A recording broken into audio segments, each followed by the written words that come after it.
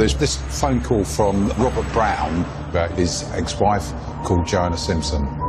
There was two big red flags. The first one is he's talking about domestic abuse, basically saying it's serious.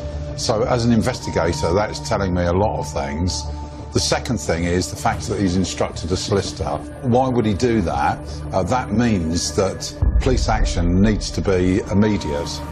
Where is his ex-wife now? Within hours of making the call, Robert Brown arrived at the police station for his pre-booked appointment.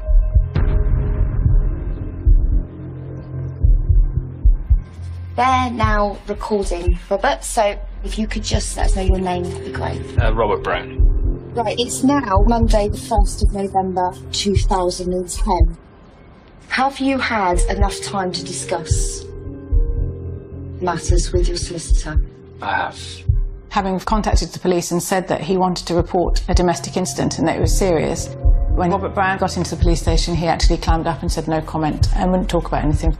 Robert, tell us everything you know about the whereabouts of Joanna. No comment.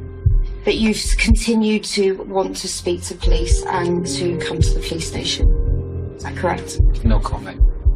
It is highly unusual for someone to go along to a police station with something of this seriousness, volunteering to go in, and then making a no-comment interview. It doesn't make sense. It's a very, very difficult situation for the police to be in. You've phoned up the police wanting to speak to a police officer.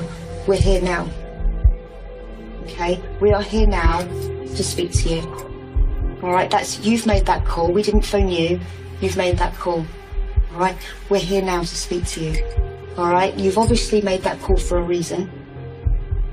You wanted to speak to someone. Speak to us. That's why we're here. Well, no comment. This is a very concerning case. So police were dispatched to Robert Brown's ex-wife's cottage. Has the house been disturbed? Are there any signs that there's been a fight or any violence? Is there any furniture that's been disrupted? Is there any vehicles there, doors open? Anything that gives any signs that something has happened? One of Joe's friends rang me and said, "Have you spoken to Joe this morning?" Because he'd heard there was police around the house. And I said, no. So I tried to ring her mobile. I tried to ring her landline. No answers from anything. And then we were told she was missing. Joe would never disappear and she'd never leave her children. There's no way she would leave those children. And I said, there's something awful happened to Joe, I can feel it. When police officers arrived, the lights were on, the TV was on, and Joanna's phone is there. So they had a look inside, and the mantelpiece and everything else was intact. But very disturbingly, on the floor were some blood spatters, and also outside on the gravel. That is of extreme concern. Why is the blood there, and whose blood is it? Joanna is missing. Blood has been found at her home. Robert, tell us everything you know about the whereabouts of Joanna. No comment. Tell us everything you know about any injuries that Joanna has sustained. No comment. Who was harmed? No comment.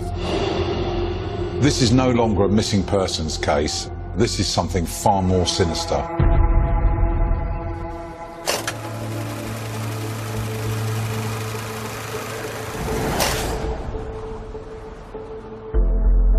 Jo was the most wonderful, caring, lovely daughter anybody could wish to have. She would ring me about 3 times a day, sometimes lunchtime, and always in the evening, usually when the Archers were on, which was always a bit of a problem because I loved the Archers. And I sort of had to think, now, I know that'll be Jo ringing, and, but she won over the Archers. If I had a problem, she would somehow sort it out. She was the person everybody turned to. All her friends turned to Jo if they were in trouble. She'd help anybody and everybody. Jo was really kind, really loving, a brilliant friend to have. She was great fun. You know, she was the sort of friend that would spur of the moment call you up and say, oh, come over for a drink. We just understood each other. She loved her friends dearly. She would do anything to help them, anything at all. She was just a very good person altogether. Jo had been married previously, and sadly her marriage had just broken down. It was a very difficult separation. They weren't managing to have children, and that was something that was very important to Jo. So she was quite vulnerable, and the clock was ticking. She was sad, but being Jo, she always put on a brave face, always. But before long, Joanna crossed paths with someone new, a man named Robert Brown. She said, I've met somebody. He looks a bit like Sean Connery, and he's a pilot. She was very much attracted to him. I think all the focus is on the fact he was a BA pilot, because it just tells you a story about somebody who is clearly quite well educated, professional. A pilot suggests a certain type of character, someone who's stable, strong, responsible, steady under pressure, calm. Things moved very quickly because he met her in March, and they did a trip at Christmas where he proposed to her, and they were going to get married 6 weeks later. So I said, oh, you must bring him over. So she did, and I'm afraid that her father and I didn't like him straight away. He was arrogant, he was rude, but how do you tell your daughter of 30-odd years that, you know, this is not right? And Jo's father said to me, this is going to be trouble. After her first marriage broke down, Joanna Simpson became involved with British Airways pilot Robert Brown. But her parents had an instinct to protect her. Jo's father said, I'm going to have to ask him to sign a prenup. Joanna's father, who had a trust fund for the children, was concerned that if Jo married again, that ultimately over time, all of the hard work that he'd put in would not end up being, you know, for the benefit of his lovely daughter. And so he felt quite strongly that it would be quite important to sign a prenup, which would mean that effectively the wealth that he had created for her, you know, would not be part of any kind of separation were they to separate. Her family was quite wealthy. Robert Brown didn't think a prenup was the type of document that someone like him would have to sign. It wasn't that kind of relationship. He wasn't that kind of person. But Joanna's family insisted on it, so he just thought he'd just go along with it.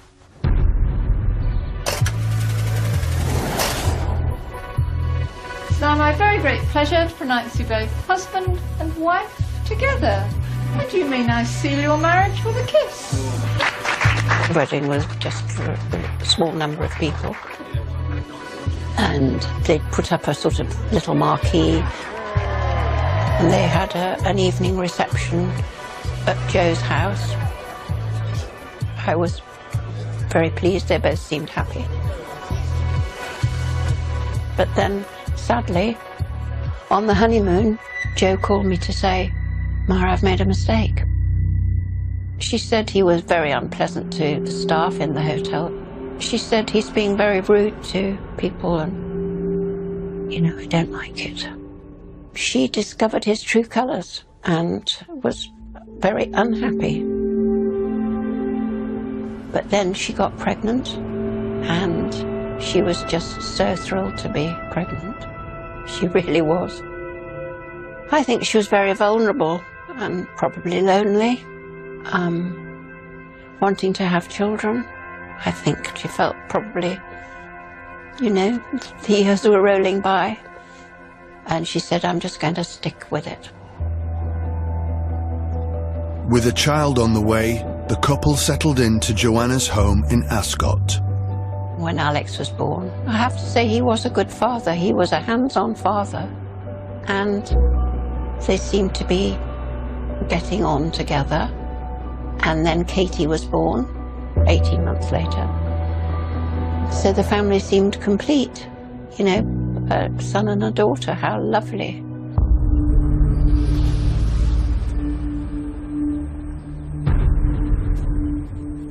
No comment.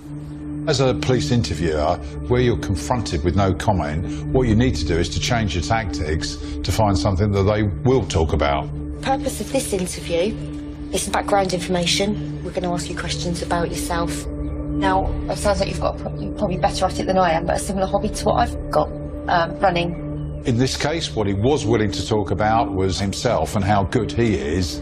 I've always been a runner since university days and been really good at it as well, actually.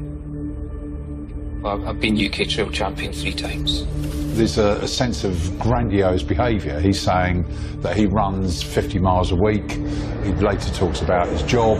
It's all centred on him. I do think we're getting some elements of narcissism here from Robert Brown. It feels like he's showing off about his running ability and prowess. And it's strange to me, just given the context. You know, it's not like a conversation with a friend or in a pub and they happen to be talking about running and he's just, you know, bigging himself up. This is him being questioned as a suspect. Do you get to pick and choose what flights you want to do? To a certain degree, yeah, I do. I should have been in Lagos at the moment, but I'm not. He's willing to talk about himself and how good he is, but paradoxically he's talking about how bad his former wife is. She lies to someone and then they do the dirty work for her. That's the way she operates as a person. You could say that a spoilt child, if you like. He's definitely angry and very, very bitter about the whole relationship. Whilst it may have seemed perfectly normal on the outside and fine on the outside, actually behind closed doors it was very, very far from being a happy relationship. Everybody loved Jo except her husband. He belittled her. He never actually praised her. Never. He would say he didn't like the food she was serving, he couldn't eat that. He was rude to her friends. He was surly. He would just glare at us, really, or grunt. The best we could probably get was a grunt. Really not friendly, really not welcoming, and it was quite clear that he didn't want us around when he was there. I can remember one day him coming through the kitchen and just giving some curt comment back to her. And, you know, I looked at her and there's just literally just one tear poured down her face. That's how he would make her feel. And it is so opposite to how she was as a person.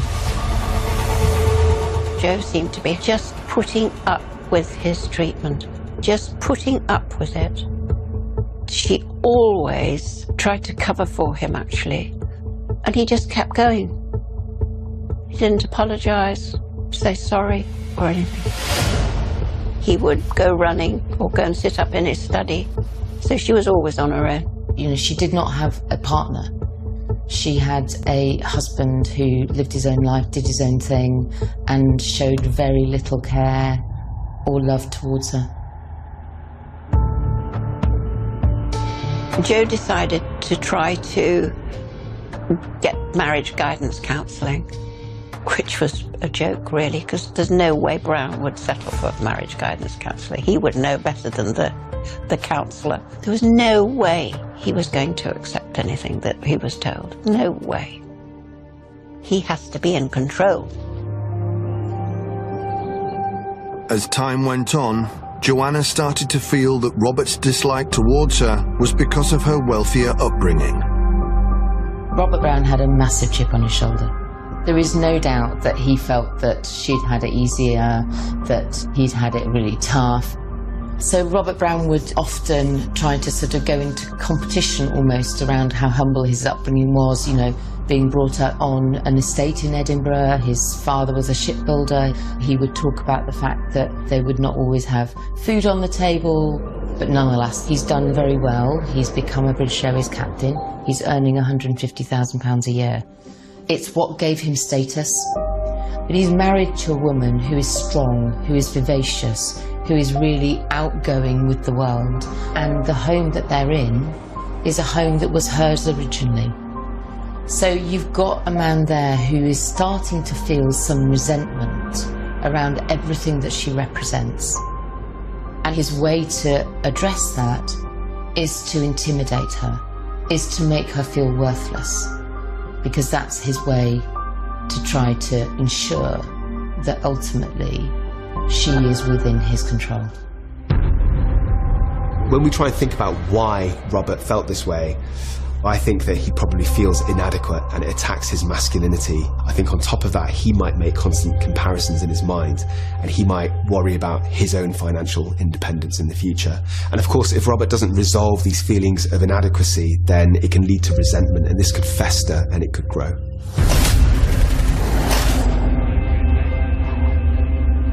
Almost a decade into their marriage, their relationship had deteriorated further. Robert convinced himself that Joanna was being unfaithful. I phoned up one of our friends and I said to her, is Joe having an affair? And she denied it, but I knew she was having an affair, but I just didn't know who it was. She denied that anything had been going on. And then we had a sort of a bit of an argument. Jo had been out for the evening with some friends. And she came back about 10 o'clock with the children. And he met her and said, where have you been? And so she told him. He said, you're having an affair. And she said, no, I'm not. He pulled a drawer open, grabbed the knife, grabbed her by the throat and stuck the knife to her.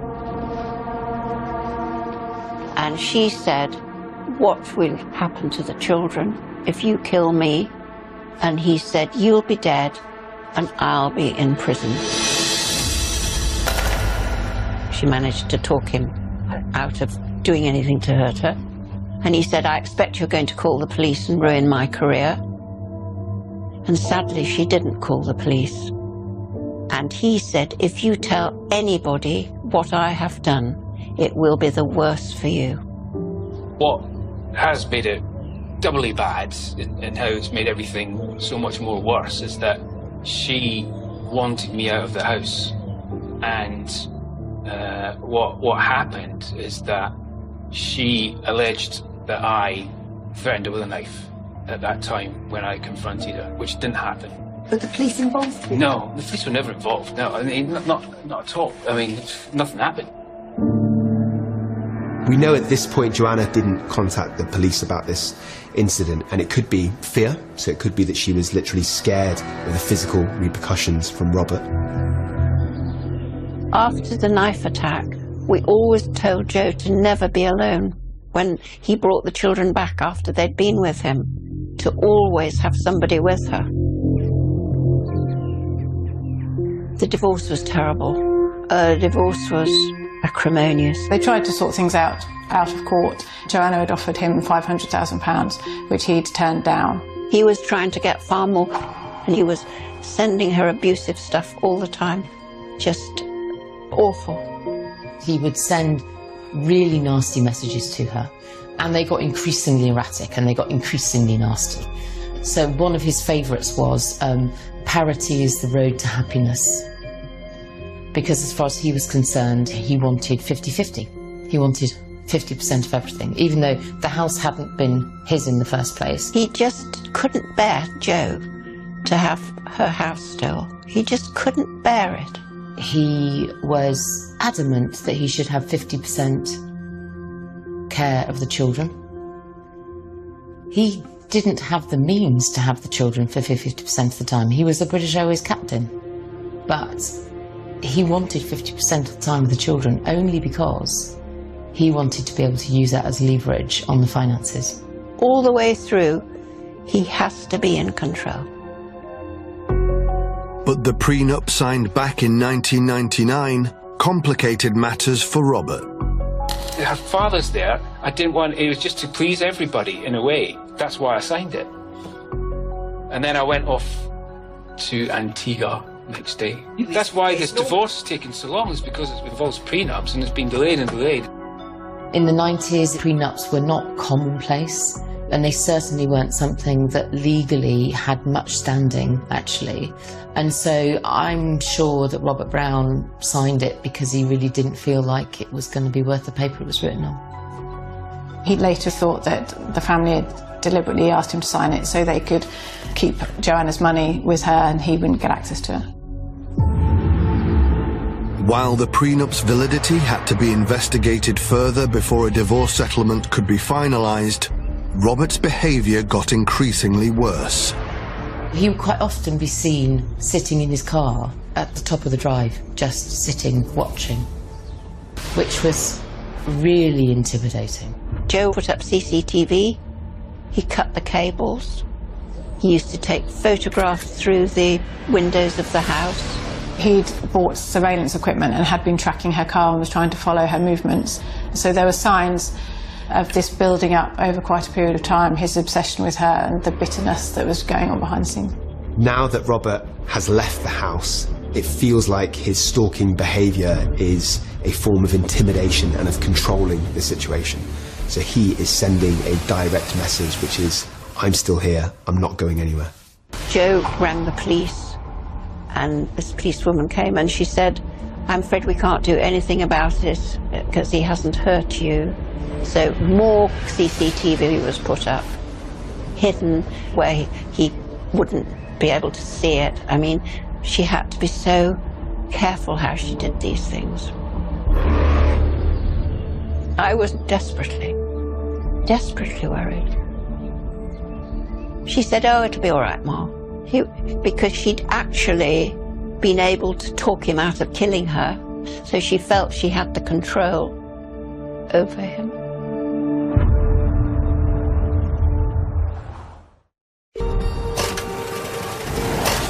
Two and a half years into the divorce proceedings, Robert had started a family with someone new. He was in a relationship, and more importantly, she was now pregnant. And it just seemed like that could and would be the turning point. We could see an end to it, and a positive end to it, for him, apart from anything else, which is what was so badly needed. We were all pleased that he would get on with his life, carry on being a British Airways pilot, and Joe said, I escaped. If he can't get what he wants, he's going to get rid of her.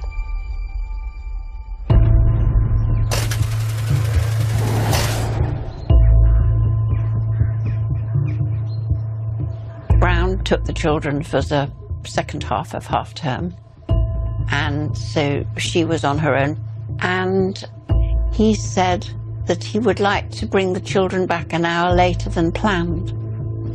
Jo called me to say she was looking forward to having the children home. She was chatting away about fish pies and things, and she was starting to do a curry for the children coming home and baking a chocolate cake for them. She was really looking forward to it.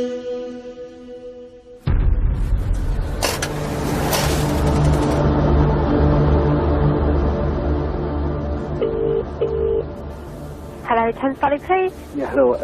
I'd like to make an appointment to come in regarding an incident that occurred yesterday. It's of a domestic issue. The incident's of a serious nature. Right. When you say serious, can I ask what it is? How serious? I really don't want to say anything, actually. This is a phone call from Robert Brown, and listening to that, I was giving half a story. And when the call handler is probing that, he's being extremely evasive, so he's clearly hiding something. Well, I've spoken to my lawyer, and he said not to say anything, so... Can I ask why he said that? Well, it's extremely serious nature. What's strange to me about this phone call is it seems like a half confession, and also Robert's trying to distance himself from it. So he's saying a bad thing has happened as opposed to I've done a bad thing. Is it your girlfriend that's in this situation? No, my ex-wife. And you're both okay, are you? You're not, none of you are harmed at all, are you? Well, we have one person is. It does feel like Robert has an agenda in this telephone call. He wants to go for an appointment with the police. He doesn't want them to come over to the location where things have occurred. So it feels like there's an element of him trying to control the situation and also control the narrative. After Robert Brown contacted the police to make an appointment, the police forced entry into her house, and it became apparent straight away that something had gone seriously wrong. There were traces of blood found on the rug in their hallway and on the gravel outside. After alluding to authorities that his ex-wife Joanna Simpson had been harmed, Robert Brown was detained at the police station. The police wouldn't tell us anything, nothing at all. It was the waiting game. And so you were hoping that maybe he'd hit her and put her in like a garage or something, that we kept hoping that she might be found alive. We thought maybe he's held her captive somewhere. And that's what we kind of held on to in terms of hope.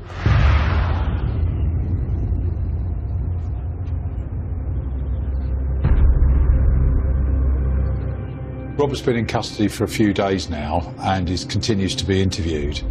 And detectives haven't got too much evidence, so what they've got to do is to look elsewhere. With no other witnesses, police were faced with the difficult decision to interview the children. What we're going to do is just show you an extract of that interview, okay? Before we do, is there anything you'd like to say? No, not really. Do I have to see the interview? Well, we're going to show it to you. It's,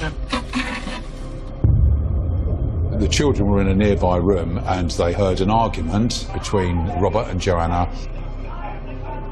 And then what happened? They got into a fight and they were hitting.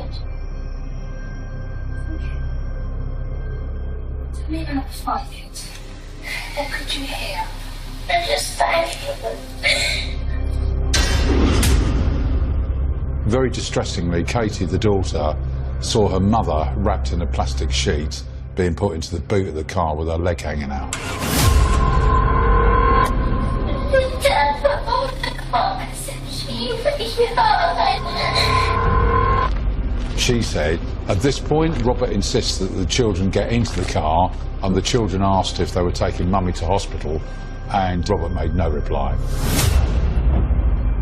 He came back at 6 in the morning and he didn't move out. That is raising the stakes, that is raising the evidence.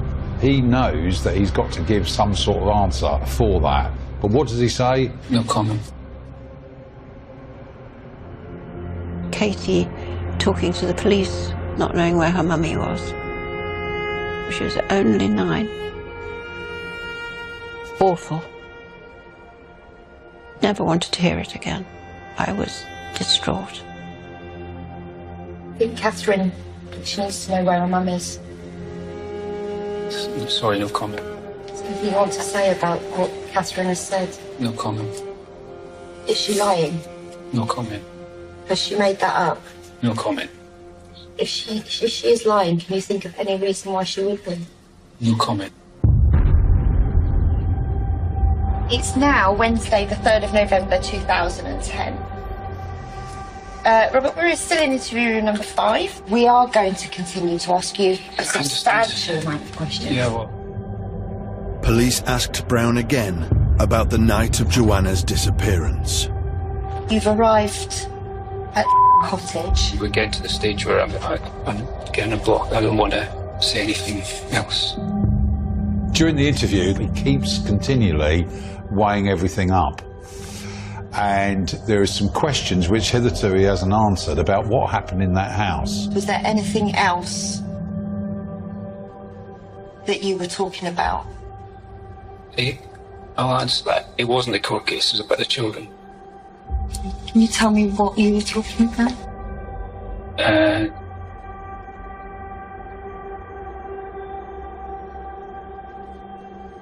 Schools. Schools. Is there any genuine remorse there? It's hard to say. I would argue probably not, because if there was, he would have confessed earlier. There's probably regret as he's coming to terms with his future. He must know that he's absolutely going to prison, potentially for a long period of time. There's maybe an element of relief of just having the whole situation over with, to having to stop playing this game with the police. So I'm sure there's just a tumultuous mix of different emotions going on. Not only did Brown reveal what had happened to Joanna, but he also disclosed her whereabouts. Robert Brown has told us that he buried Joanna in Great Windsor Park, which is a huge, huge area. It's like looking for a needle in a haystack. I tried to hide her in a box from the garden centre. I will be prepared to show officers where this is. My name's John Hunter. I'm a forensic archaeologist. A forensic archaeologist assists the police in looking for where murder victims might have been buried and then excavating them and recovering evidence that will help the case. And so we were asked to go and excavate the grave and see what was there. It was quite a thick woodland. It's not the sort of place where you'd find anybody walking. There's no tracks there. It's not the sort of place where you'd see many people at all. It's well off the beaten track. And without having him taking us to the spot and saying, there's a grave here, it would have been very hard to find. It is very steep in places and rocky, and it's not managed, so there's big trees down there with branches everywhere. How did you get Joe down there? Well, I just dragged. Okay. It's downhill. So there won't be any sort of drag marks for them to look for? I think what you find is it's all leaves everywhere, so I'd be extremely surprised if there's any marks.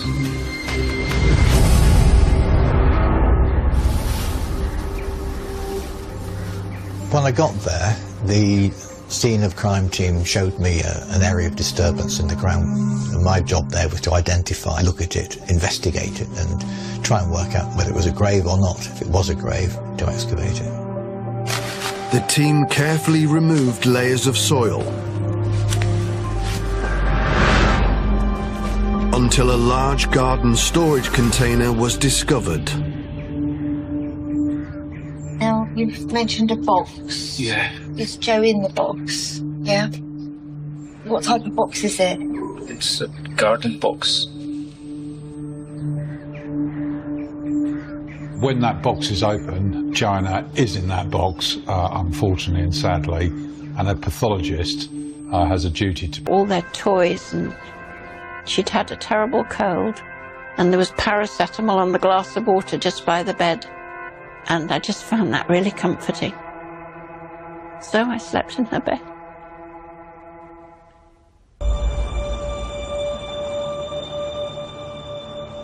Robert Brown was charged with the murder of Joanna Simpson, and a trial date was set. There are some stories that truly stick with you as a journalist. This one in particular has always stuck with me, and I think it's because it was so shocking. A husband killing their wife, a husband, somebody in his position, you know, their backgrounds, the type of family that they were, their professional lives. It was very unusual. The courtroom watched as Robert Brown entered the dock. It was really chilling to see him. All I could see was his eyes. Those dark, dark eyes. Soulless eyes. I don't think I really looked at him. To me, he's abhorrent. I don't really want to see him. I just was looking at the jury. That's what I was told to do, look at the jury. Brown's legal team outlined the defendant's plea. He was charged with murder, which means that he intended to kill or seriously harm Joanna at the time of her death. But the defence to that charge, in his case, was manslaughter on the grounds of diminished responsibility. So he was saying, yes, I killed her, but when I killed her, I was suffering from this mental abnormality called an adjustment disorder.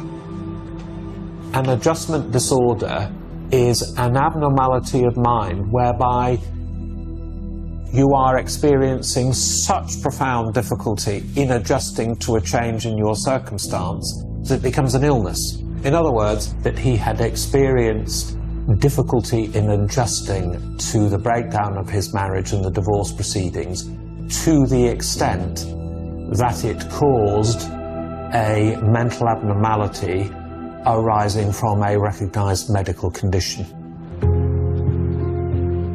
I think his defence was that he was really badly treated the whole way through by the family of Joe, that he'd had to sign this prenup. His perception of it was she being, in general terms, from a wealthy background, that an attempt was being made to deprive him of his entitlements, and that he was not being fairly treated in the divorce proceedings. Robert Brown felt that he was being targeted by her lawyers, and he felt he was being harassed by them. He blamed them for everything and for tipping him over the edge. Intense anxiety, depression, inability to think straight, lack of sleep. He said that they were the symptoms he was experiencing at that time as a result of the marital breakup in the months prior to the killing. It's like a cup, isn't it? And everybody's got their tipping over point. If you add in all the lawyer stuff, the school stuff, the financial stuff, the next court case, that the kids get on your back, all the stuff you got to do, suddenly. He even suggested in court that he had considered crashing this plane full of passengers on board just to get out of the situation he was in. Well, I just didn't think that the jury would believe it. I mean, literally, probably 80% of the population has got an adjustment disorder in some shape or form. And yet it can be used as an excuse for murder. It just blows your mind.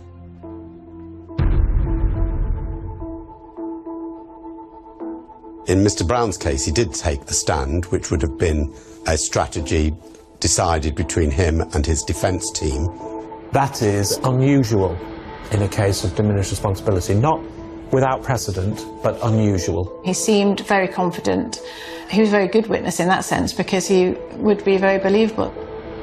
He started to paint Joe as being effectively the perpetrator, effectively the abuser, effectively the person who was trying to control Robert Brown, and being the bitch from hell. He was saying how she was a manipulator, how she was Princess Perfect, he called her. I wanted to stand up and shout rubbish. I mean, just dreadful. I just had to hope that the jury would see through all his lies.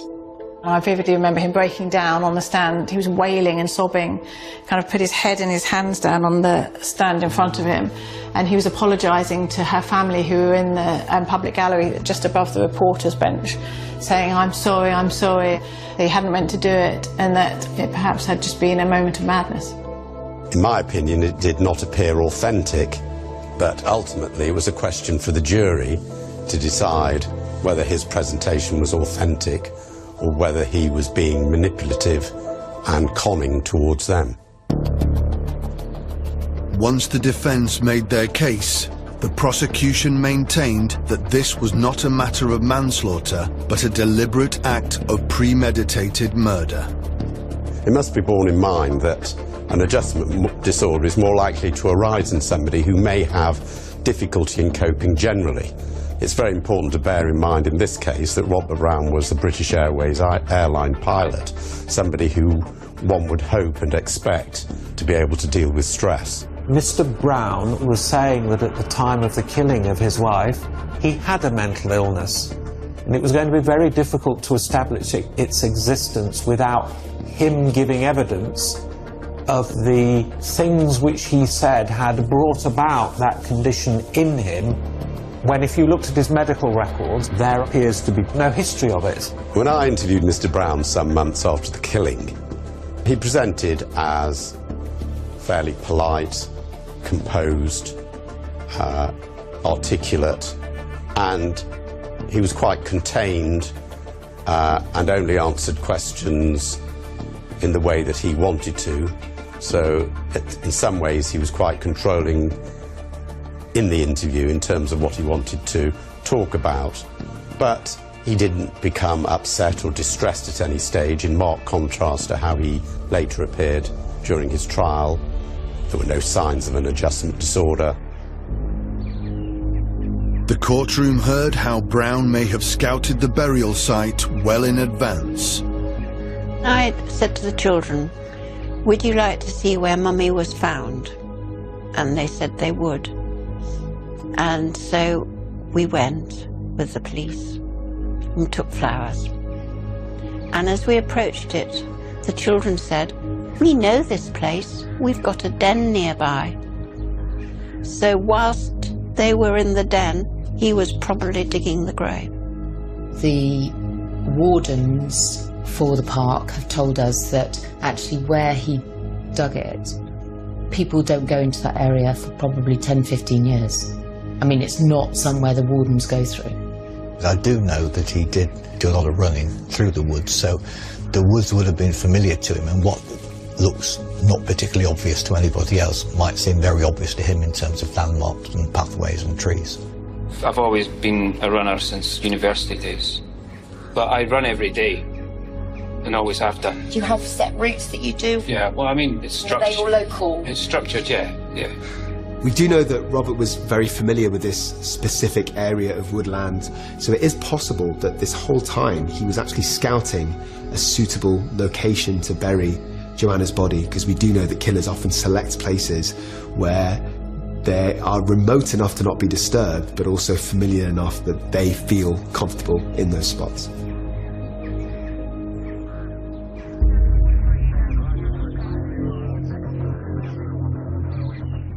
The container in which Joanna was buried raised further doubt on Brown's defence. Was this grave dug in a hurry, or was it carefully prepared? If it was dug in a hurry, the chances are that it was never intended to be a murder or a death. Conversely, if you find a grave that looks as though it's been carefully prepared, then it's quite clear that it may well have been premeditated. It seems to me that the garden storage unit was so tightly wedged in to the clay, because the clay sides that surrounded it had bowed in slightly and squeezed it. It was very difficult to get out. If you leave a side open which has got clay sides, it's a matter of weeks or months. The clay sides bow inwards. So my opinion was that the unit had been put in the ground several weeks, if not months earlier. To us, it was murder. It was premeditated murder. The box had been put in a pre-dug grave, which the forensic archaeologist had said had been there for weeks, if not months.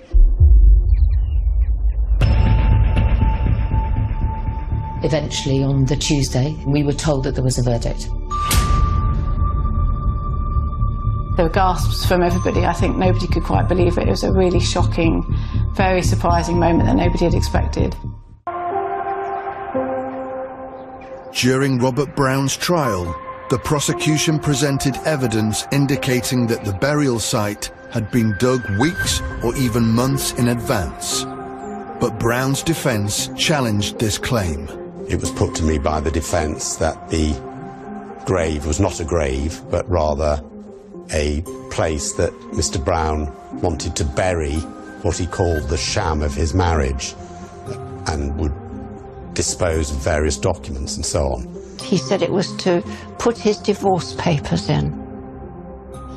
And obviously, it was a load of rubbish. In the crate with Joanna's body there were cable ties, white forensic plastic suit, latex plastic gloves, a surf bag with straps, things like that. Again, all points to the fact that this had been pre-planned. These items had been bought specifically for this job. It was lined with all sorts of things, like a murder box. Details from the post-mortem were read out to the court.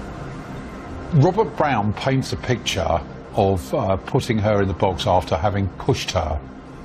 When that box was opened, we are told a completely different story. The pathologist says that this woman had been struck 14 times. That is not consistent with falling over. The post-mortem determined that Joanna had been struck on the head with a claw hammer. Furthermore, there were defence wounds as well. That is not consistent with falling over. When confronted with Joanna's injuries, Brown told the court he had taken a claw hammer from his bike shed and hidden it in his daughter's bag on the night of Joanna's death. The one element that he didn't try to explain in front of the jury was why he'd got this hammer in his daughter's homework bag, which he put in before driving the children back round to Joanna's house. He had no explanation for that. He didn't explain why he'd put that in the bag and why he'd felt the need to take that to his wife's house. During the trial, various theories as to Brown's motive were put forward to the court. What I find interesting in this case is that on the surface, it seems like Robert Brown had moved on. He'd got a new partner, he'd got a new baby, yet despite this, there's something that he just couldn't let go. We're seeing somebody who just can't move on past this part of his life. He's somebody who's holding a grudge, somebody who's quite bitter and probably even paranoid as an individual. To my mind, the prenup being accepted as law, that was actually Joe's death sentence, because he knew he'd lost. He knew he'd lost, and that's why he killed her, because he wasn't going to get half of what she had. But of course, this wasn't about the money. The money was simply the vehicle through which he was trying to exert control over Jo and felt that he could get to her. He was going to lose in his mind, and he needed to win at all costs. And he needed to retain control over her, and this was the ultimate act of control. The prosecution described to the court a timeline detailing what they believed happened to Joanna. On October the 31st, Robert's dropping the children off. The children went into the house, into a nearby room, and Robert followed them in. He, for some reason, which we now know, chose to carry the children's bags into the house. I suspect Jo was fearful the minute she saw him coming out of the car. They must have had an argument. He went over and he got the hammer out of the bag and bludgeoned her to death. The police strongly believe that his plan was to leave the house with Jo in the boot of the car, and then the children turn around saying, "Mummy's gone," and he would claim total ignorance. But at that point he had to do something because the children were saying, "What's going on?" So he put them into the back of the car and he drove away with Jo in the boot of the car. What happened next is the children were dropped off at Robert's girlfriend's house, and then he went completely off radar. He drove off into the night and drove into Windsor Great Park, and he put her in the grave that he had prepared months before.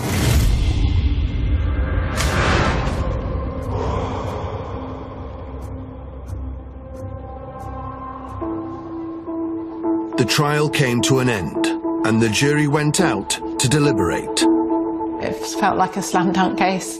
It didn't really seem that there was much to decide, and we had got some words ready to go, assuming that he was going to be found guilty of murder. We spent over 3 days sitting, waiting. Just torture. Eventually, on the Tuesday, we were told that there was a verdict, and I found that really quite distressing, actually, looking at the jury and realising quite how important these 12 people were in terms of any future. Nobody at all knows what the jury verdict is, so everyone filed back in very silent, as it always is. You could hear a pin drop, everybody waiting. My heart was beating so hard I could just, it felt like it was going to jump out of my chest. And so the jury foreman stood up. He was asked whether they found Robert Brown guilty or not guilty of murder. And he said not guilty.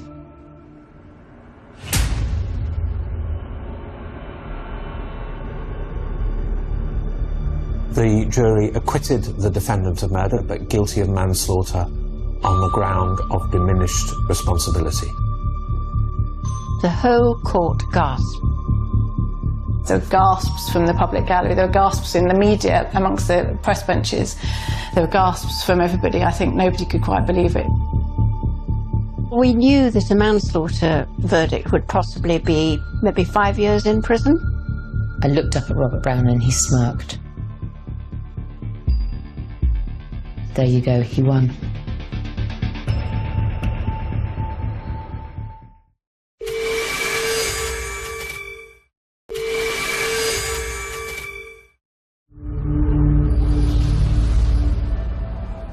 Robert Brown was acquitted of murder, but found guilty of manslaughter on the grounds of diminished responsibility. I just stood up and left the court. I just couldn't bear it. The judge almost immediately made clear that he thought the jury had made the wrong decision. It may be that the way Robert Brown came across to the jury was as rather charming, a high-flying British Airways pilot who had succumbed to terrible distress, anxiety and depression because he was distraught at the breakup of his marriage. And I think they may have been manipulated and conned by him. There was a female jury member who was crying in her seat. I think she had her head in her hands at one point. It just added to the emotionally charged atmosphere in this courtroom. We were all in tears. The police were in tears. We were in tears. It was incomprehensible to see and watch. Often in these cases, defendant is sentenced on another day, but in this case, the judge moved swiftly into the sentence. When the judge was sentencing Robert Brown, he made clear that he thought the killing had been premeditated. The judge therefore sentenced him to manslaughter, but the judge, in doing so, immediately made clear that he would give Robert Brown the maximum sentence that he could. Robert Brown was sentenced to a total of 26 years. When they said 26 years, I mean, it went from utter horror to almost euphoria. I think that everybody was amazed that it was such a long sentence. It was amazing. But a manslaughter conviction meant that Robert Brown would only serve half of his sentence before an automatic release. To our horror, we realised it was a determinate sentence, serving only 13 years in prison and 13 years on licence. That seemed wrong. It seemed really, really wrong. He will literally walk out of prison without any psychological assessment.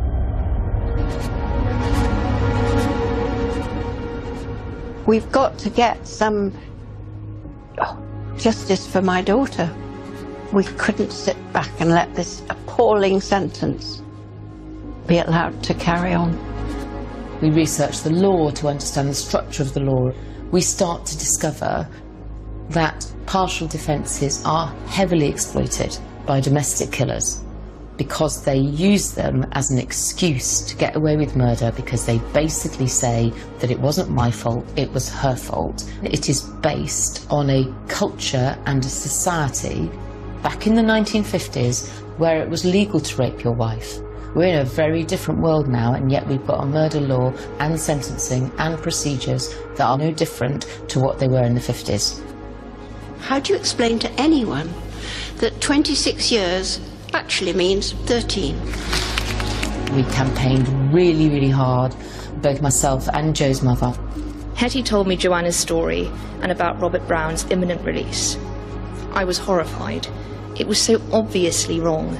I have seen case after case after case where manslaughter is handed out to somebody on the basis of an obviously and clearly premeditated crime because somebody snapped.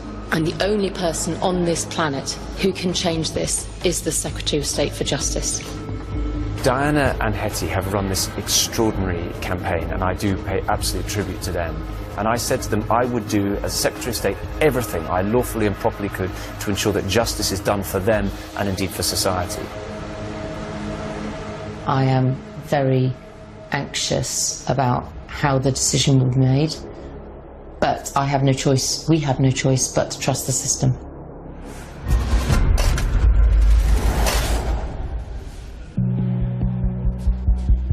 We have lived with the fact that Robert Brown would be entitled to be released in November 2023. We were very nervous at that point. Hetty actually went to the Ministry of Justice. I stayed here with my husband, and I zoomed in. Diana and Hetty's campaign launched a judicial review into Robert Brown's time in prison. which revealed the true extent of his behaviour. And at the heart of that was some quite distressing information, actually. He has, throughout his time in prison, shown absolutely no remorse whatsoever. He has shown narcissistic behaviour towards anybody who's an official. He has refused to do any rehabilitation programmes, including healthy relationships, because he doesn't believe that he needs to. And probably most worryingly, rather than talking about his remorse, he has spent all of his time in prison victim blaming, so effectively blaming Joe for what happened and also showing extreme grievance towards Joe's family and friends. That is the nature of the man that we're talking about, and the man who the law has now decided has become more dangerous in the time that he's been in prison than he was before he started. The judge that heard the judicial review came back 2 weeks later with the judgment that the Secretary of State was within his powers to detain Robert Brown. Using the powers that are available under the 2022 Act, I have exercised my discretion to block his automatic release, which would otherwise have happened. It will now be up to the parole board to determine whether Robert Brown will remain in prison or can serve the remainder of his sentence on licence. We are really trying to keep him in. That's really what I hope we'll achieve with all the publicity we're doing. I mean, it is tiring doing all this. But if we can achieve him staying in prison for the full sentence, then dear God, it's worth it. He hasn't come before the parole board yet, and so, yes, if he shows adequate remorse and the parole board believes that he's a reformed character and is no threat or no danger to society, he could be released, and that could happen in the relatively near future. So at this stage, the family, nobody knows how long he's going to remain in prison. Robert Brown can be a charming man, and so if he approaches the parole board in the guise of wanting to charm them, then I could see a world where he could end up hoodwinking them. Obviously, Robert Brown is going to present himself as well as possible when he's in front of the parole board. He's going to try to be charming, he's going to try to be persuasive, as most people in his situation would. But the parole board are professionals, and if they are carrying out their functioning correctly, they're not just going to take into consideration his presentation, they're going to look at the evidence of his time in prison, and they're going to use that to make their decision about whether he's safe to be released. Having said that, I think it is fair to say that there have been some criticisms recently about the parole board making the wrong call in high-profile cases. When Robert Brown is released, because it's not a question of if, it's when. When Robert Brown is released,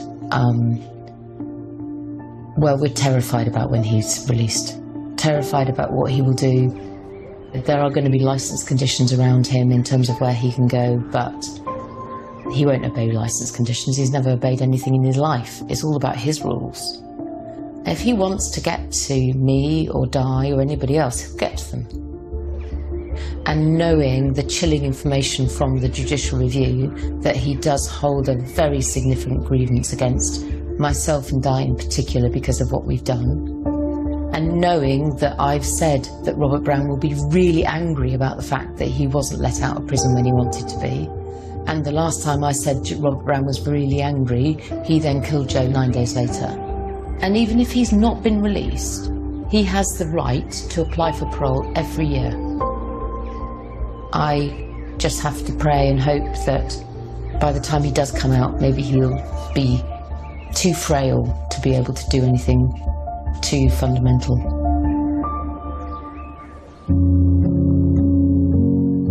We'll keep fighting. We've got to. We've got to. For the sake of his children, for my son and his family, for Hetty, and not just our immediate sort of group, but for women in general who won't know this man. I guess what's been strange for me over the last couple of years is there's been so much campaigning, so much talking about it, that it's almost become normal, and I've almost stopped thinking about my lovely friend as my lovely friend.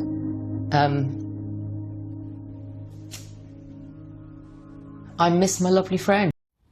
A mother of 4 gone missing, then found murdered. It's the Karen Swift story, the woman last seen alive at a Halloween party, and was a second woman also in danger. An all-new 2020 starts right now.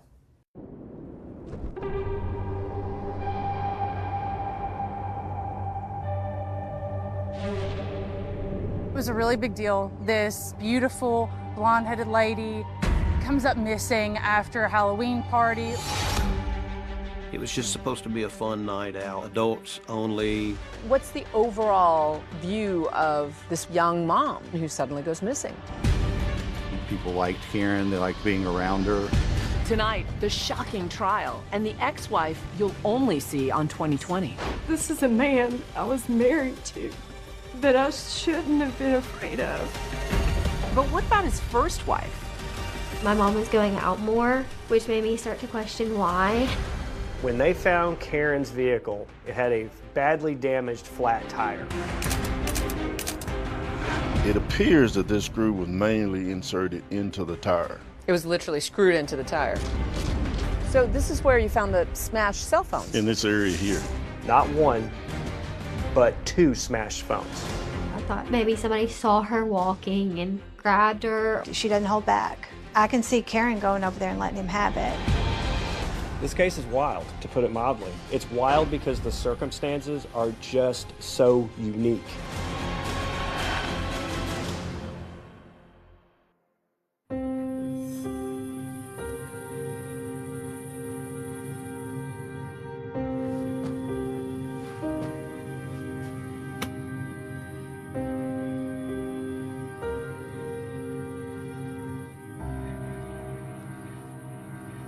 Karen Swift's Halloween costume was a very sexy black costume. Black skirt, black tights, black shoes, and she had a black, kind of a Mardi Gras type mask that she was wearing.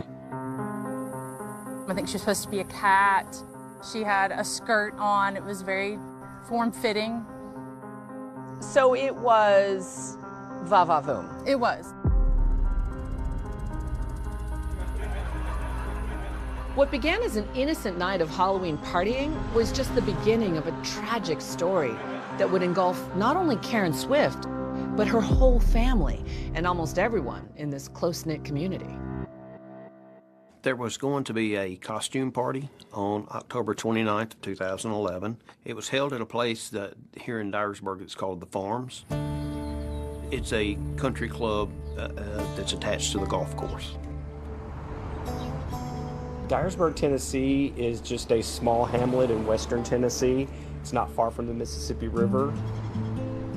Dyersburg is a small, very closely knit town. Everybody pretty much knows everybody. I think the majority of the population still has that old Southern hospitality, kind of greet everybody, wave. If you know somebody when you're driving down the road, you wave to them. There's only 38,000 people here. Most people have grown up here, lived here their whole lives. And I think that you take the word of mouth and you add the social media aspect to it now, and everyone is almost always in everyone else's business. 44-year-old Karen Swift marries husband David in 1989. Originally from Arkansas, they moved to Dyersburg, Tennessee with their family about 2 decades later in 2008. When I first moved to Tennessee, I really liked it. I enjoyed it. It was very peaceful, and getting to know all my new friends and, meet new people was fun.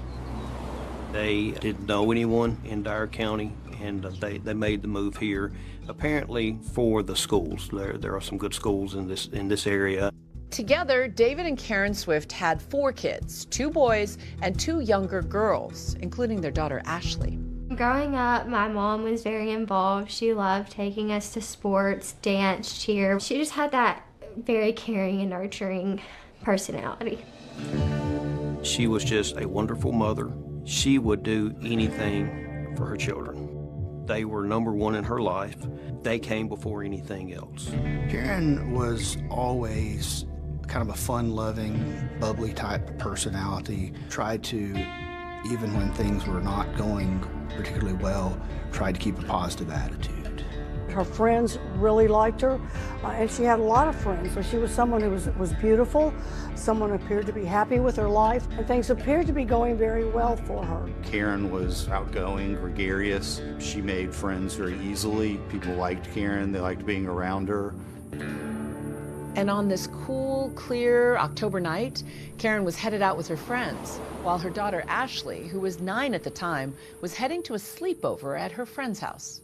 I remember I was staying at a friend's house, and my mom was going to a Halloween party with some of her friends, and my dad was going to stay home with my sister. Karen Swift went to the Halloween party with Bill Bona and Kathy Bona. The party was hosted by 15 to 20 different couples. The women kind of did all the decorations, put everything together. The guys just kind of showed up. And it was just supposed to be a fun night out. Adults only, dress up, have fun in a costume, and just socialize with one another. Karen arrived at the Halloween party probably around 8 or a little after 8 p.m. That night, Karen was in a pretty good mood. I mean, she was able to go out on the dance floor and talk to different people. People were drinking, having a good time. Music was playing. People were out dancing. Karen was walking around, talking to several people. I remember seeing her on the dance floor at least one time. And she left with Bill and Kathy Bona probably around midnight that night. And they went to McDonald's to get some French fries. So they went through the McDonald's drive-thru and then went home to Kathy and Bill Bona's house. While they're at Bill and Kathy's house, she gets a call from her daughter, Ashley. When we were starting to go to bed, I decided that I wanted to go home. I called my mom and asked her to come get me. Karen immediately told Kathy, I've got to go, my baby's sick, I'm going to go pick her up. So she did. She left, she went and picked up her daughter at a friend's house and then went home. By now, of course, it's around 1:30 in the morning, the next day, October 30th. On her way home, Karen texts her husband, David, to let him know she's heading back to their house. When she told him about going to pick up Ashley, he sent her a text response about the garage door is closed, come in the side door. And then they arrived back at the Swift home around 2 a.m. that morning. Karen goes to sleep downstairs, while her husband David is sleeping in a different bedroom upstairs. David did not get up until the next morning around 10 or 10:30 when the girls woke him up. It's now that the Swift family's entire world turns upside down. The next morning, Karen was not at home. The girls were the first ones, according to David, to tell him that their mother was missing. Remember, Karen and Ashley had returned home around 2 in the morning and went to sleep. But now it seems that sometime after that, Karen had somehow disappeared. Between the time of probably 10 and 11 o'clock, Kathy Bona, her friend, had been trying to call her. David Swift, her husband, had been trying to call her. And so now people are starting to get seriously worried that something's happened to her. After Bill and Kathy Bona didn't get a response from her, they kind of said, well, something's not right. So they called David and asked him, where is Karen? And then they called the sheriff's office and said that she was missing. Shortly after that, David made a phone call to the sheriff's department and reported that his wife was missing. Karen's disappearance quickly became a mystery, and it would begin with the discovery of her abandoned car, a key piece of evidence that transforms this from a missing persons case into something far more sinister. So she shows up missing. There was a lot of different theories about what was going on. There were many clouds of suspicion.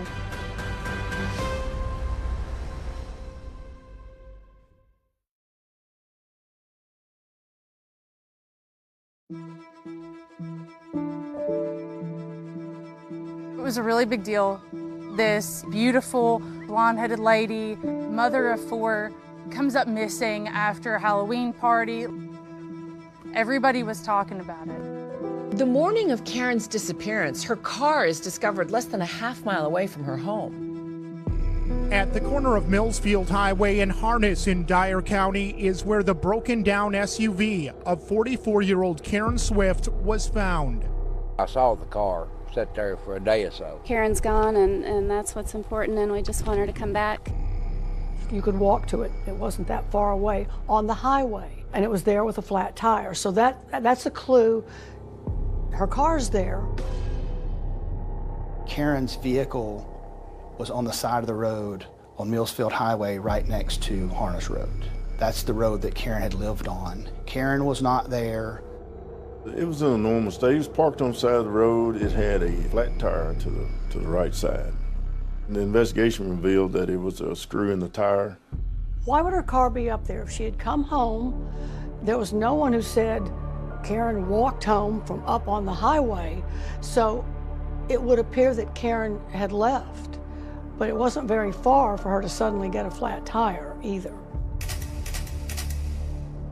Investigators believe that the tire had been manually deflated and that the screw had been intentionally inserted into the tire. Which begs the question, did somebody put it there on purpose to leave Karen stranded?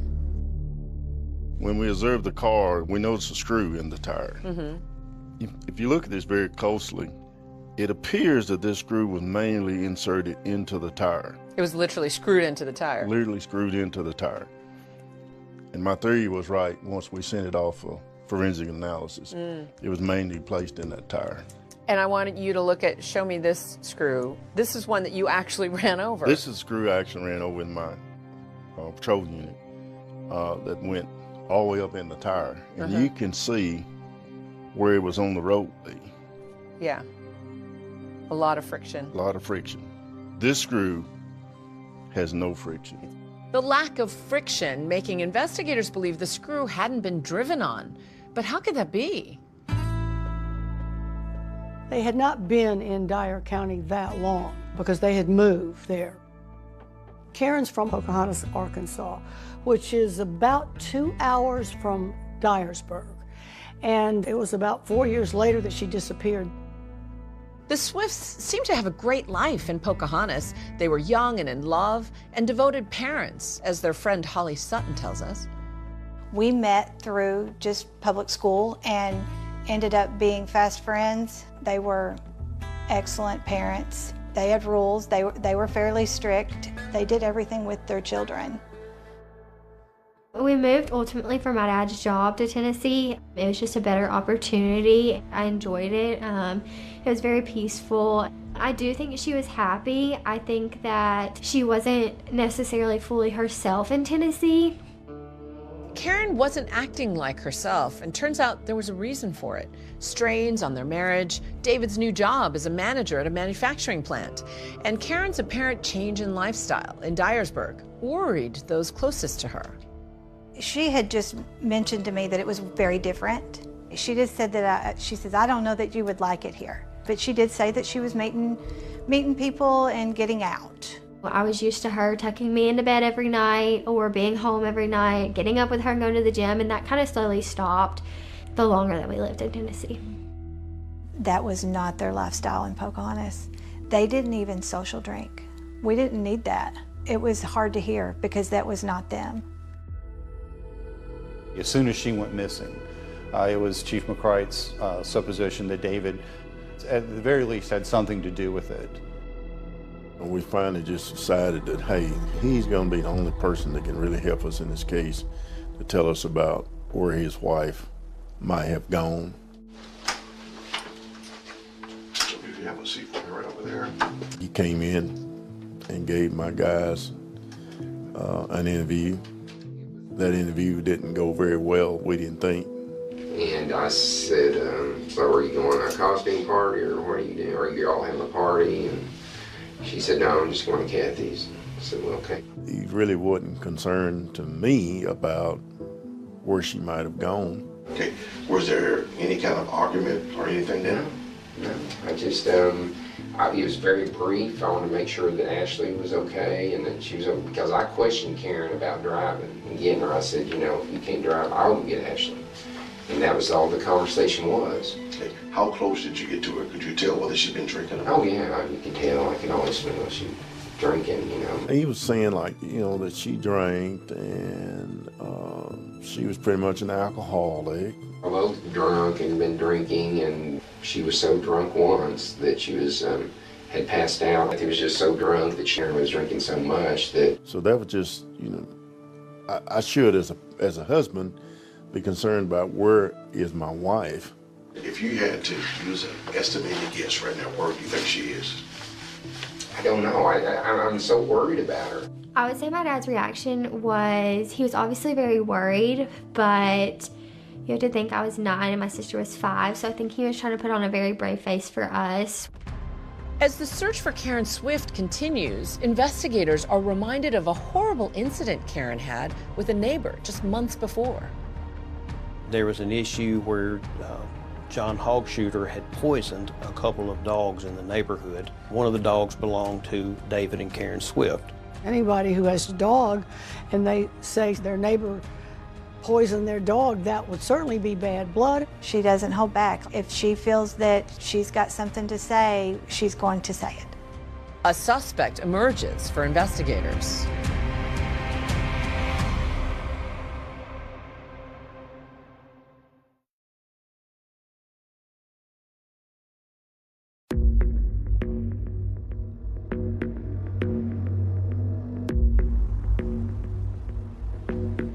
As the search for Karen Swift continues, investigators cast a wide net for suspects and leads. There was a man that she had met at a concert about 20 miles from Dyersburg across the Mississippi River. It never grew into a full romantic relationship. It was more of an acquaintance. I think they talked on the phone a few times, maybe sent text messages back a few times, but it never developed any further than that. His last text to Karen was, she told him that she was at the Halloween party, hanging out with some friends. And his last text was something essentially, great, text me sometime, I'd love to take you out to dinner. And we quickly concluded that, you know, obviously it didn't sound like somebody who was obsessed, and he was ruled out as a suspect. Found out where he was at the time of her disappearance, and that alibi checked out. But investigators have another possible lead to follow as they learn of a terrible conflict between Karen Swift and one of her neighbors. John Hogshooter lived across the road, diagonal from their residence. Catty-cornered, probably not more than 150 feet from their home. Mr. Hogshooter had previously had a criminal matter charged against him regarding some sort of issue with one of their dogs. He had gained some notoriety in the neighborhood. He's kind of a rough around the edges fella, generally. There was an issue where John Hogshooter had poisoned a couple of dogs in the neighborhood, and one of the dogs belonged to David and Karen Swift. He put some poison, some sort of poison concoction out on his property. One of the Swift's dogs got into the poison and was also sickened. The Swift's dogs did not die.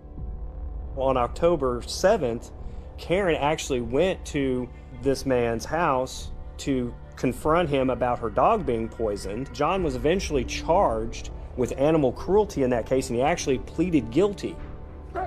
While one neighborhood dog did die from the poisoning, the Swift dog managed to survive after being rushed to the vet and having its stomach pumped, the incident creating bad blood between the neighbors.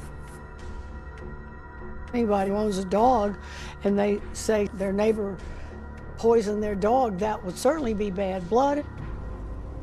I know Karen and the Hogshooter guy, I knew of the fight they'd had. She doesn't hold back. She doesn't hold back. Like, if she feels that she's got something to say, she's going to say it. When she was missing, he became one of the first suspects that the sheriff's department looked at. Investigators want to talk to John Hogshooter. He'd been poisoning neighborhood dogs, including Karen's. They bring him into this interrogation room, and they have some questions to ask.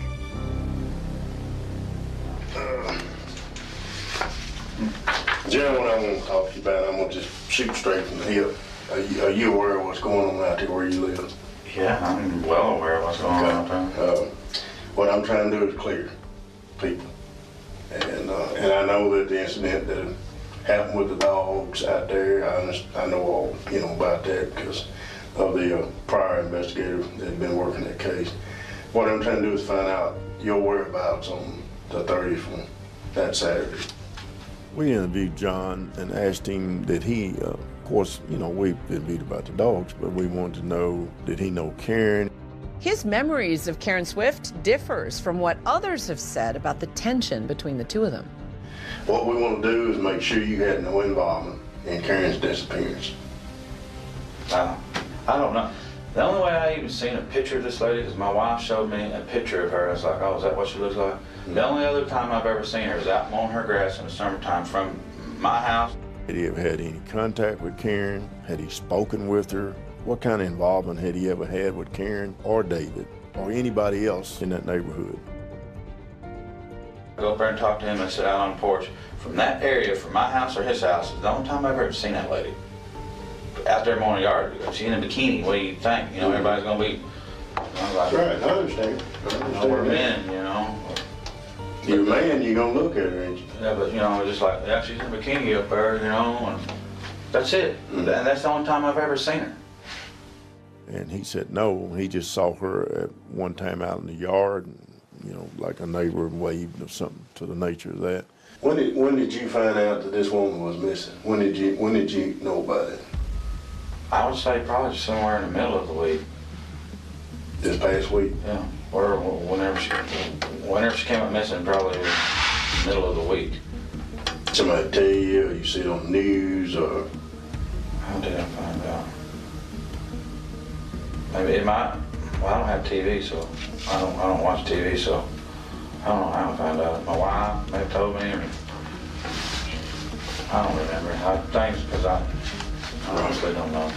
As soon as they started talking to him, he was extremely cooperative. Where is my truck? It's locked up and impounded in an enclosed building. They impounded his vehicle. They got a search warrant, searched his house. What I'm trying to say, if we want to look at your house, I'd rather for you not to go home before we got there. That's what I'm saying. Well, my clothes and stuff, I wash my clothes over at my daughter's house, so all my clothes, I'll probably go over there and take a shower and get my clothes for sure. I can't even get in because my keys in the truck. There's a gold key in where the ashtray thing goes right there. There's a gold key. That's the only way I can get in and get my clothes to. Okay. He's very relaxed. He wasn't tense about it. It was obvious that, he wasn't nervous. I thought it was a good interview. There was no evidence in the end that pointed that John Hogshuter had any knowledge of this at all. But then investigators find Karen Swift's 2 cell phones, almost totally destroyed, near the property of John Hogshuter. Finding these 2 phones very close to John's property was very concerning for the police. When we discovered the phones, they were damaged. They were crushed. Somebody might have stomped them and then pitched them there.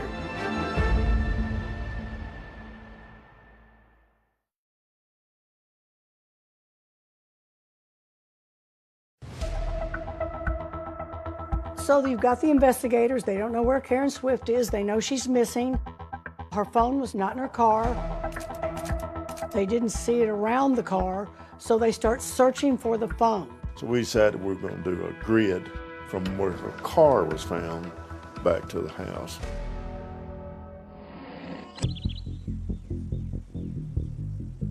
So this is where you found the smashed cell phones? In this area here, the phones were found. Yeah. They found 580-something feet from their driveway, from Karen's driveway to this location. A highway patrolman comes across not 1, but 2 smashed phones.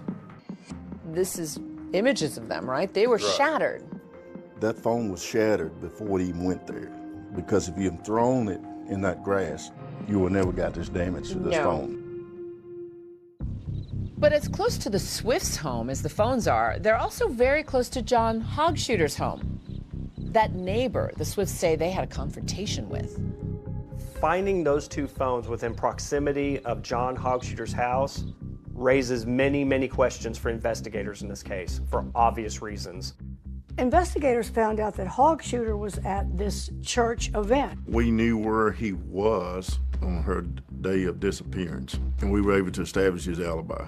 There was no evidence in the end that pointed that John Hog Shooter had any knowledge of this at all. A thorough investigation was done, and he had alibi witnesses, and we were able to pretty quickly eliminate him as a suspect. With Hog Shooter cleared, the investigation continues. At this point, the most important unanswered question, where is Karen?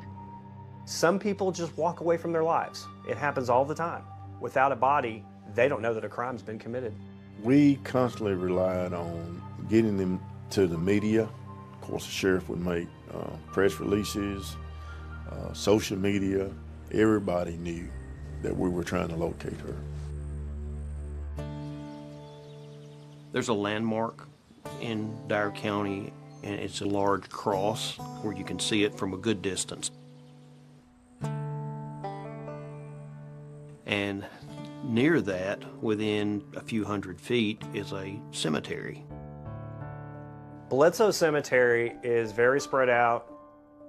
Some of the headstones there are over 100 years old and even older. It's a very rural area. A local pastor and a congregant were in Bledsoe Cemetery on December 10th examining overturned headstones. And as they're surveying this type of damage, they notice a human body part coming out of some kudzu bushes. Karen Swift has been missing for 6 weeks at this point. The police arrive and head to this nearby area full of kudzu. Kudzu, they're vines, and kudzu can cover everything. It can cover very large trees and hang down. Kudzu can cover everything that it crawls across, and it crawls across almost everything. And this is the kudzu that was... This is the kudzu area. And all of this was in kudzu. Every bit of this was in kudzu. So it was hiding everything here? Yes, and the body was found somewhere in this area, maybe near that tree stump. The body was so badly decomposed, it was hard to tell how long it had been there. One thing was very clear, though. There was almost no way that this person just wandered off and somehow found themselves underneath these bushes and then somehow died. They certainly have an indication that it's a female, but they're not positive that it's Karen Swift. The body was found with just undergarments on. Yes. What does that tell you? Well, it lets me know that she did not leave the house dressed like that. The body is sent to the medical examiner, and dental records make the identification official. It is indeed Karen Swift. We went to the home to make the death notification. And we told David that we had found Karen. And his very words were, "You found it." You know, and we all, like, "We found your wife, Karen. You found it." I don't have any audio or statement that backs that up, but I don't know that that statement proves anything. I know that the officer was trying to make something of that, but it's, in my opinion, not an admission or anything other than you found it. The 44-year-old's body was found near Bledsoe Cemetery, just 2 miles from her Dyer County home. Police identified Swift's body Sunday using dental records. They're not saying how she was murdered. No suspects have been named. Maybe it was just my dad who sat me down and told me that they found my mom, but I remember my dad being kind of very calm. He explained it in a way of mom's not coming back home and this is a new reality. And I think that he was trying to say it in the best way possible, but there's not really a best way possible to say that. It was one of those days where you just go numb and you just cannot believe that this is what it came to. And why? I was very upset when her body was found because of the kids and also David. and he was wondering what in the world could have happened. I thought maybe, maybe somebody saw her walking and, grabbed her or things like that. But the more I thought about it, I thought there had to be a little bit more to it. The autopsy revealed that the cause of death was blunt force trauma to the head. One thing that we were not able to tell was whether there was strangulation involved. Investigators may not be certain how, but they are now convinced Karen Swift was murdered. As they try to figure out who did it, what did they find under a spare tire?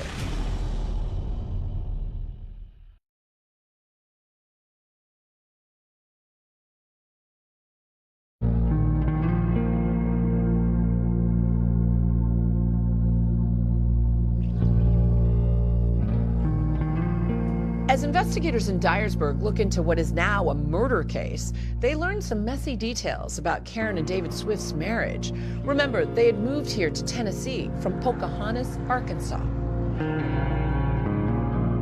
Karen and David met in Pocahontas. They got married in 1989. Karen and David had what could be best described as a tumultuous marriage. I know that maybe there was some affairs going on in Arkansas. He ended up having a marital affair with this lady, and a child was born as a result of that affair. And they divorced at that time. For a lot of couples, that might have been the end. But David and Karen are able to reconcile. They're divorced for only about 7 months when they remarry in 2000 and continue raising their 2 sons together. And so then David and Karen go on and have their daughters Ashley and Keely. Now, sometime in the mid-2000s, Karen has an affair. David finds out. He forgives her for this. They reportedly move on. He decided to quickly move the family to Dyersburg. So it's David and Karen living in the new house with 3 of their 4 younger children. The oldest son was now in college. He felt like if they didn't get away from the problem they were having in Arkansas, their marriage would never work.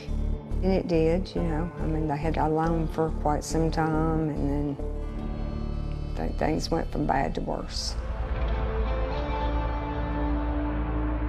That's because once the couple moves from Arkansas to Tennessee, more problems spring up. Karen makes new friends, and David and Karen have very different views about what happened next. It didn't seem like David was happy with those friends, and they weren't especially happy with David either. It was clear that once she started this friendship with these new friends, that she was moving away from David. It was midnight. I heard her sneaking out of the house. He talked about it in that police interview. I've seen nights that she would speed down the drive and Ashley's chasing after her and stuff, not wanting her to leave and go out at night. It did get to a point where I feel like there was a little bit of shift in my family, and my mom was going out more, which made me start to question why. As investigators learn details about what was going on, questions are raised about the nature of David's behavior towards Karen and if his alleged behavior crossed a line. When David got upset is when Karen would be absent from the house. He wanted to know where she was. He would wake up, she would be gone, and he would get out to see where she was at. David might be following her, but to him, it made perfect sense. He told people he had reason to worry about her and their kids. And his attorney says he thought she might be cheating on him. If it's late at night and your kids are in bed and you're home after a work day, you might understand why somebody would say, hey, what's going on? Or can I ask you some questions? I think David just wanted his wife to be at home where she should be, with him and the kids. She claimed it was controlling. I don't think so.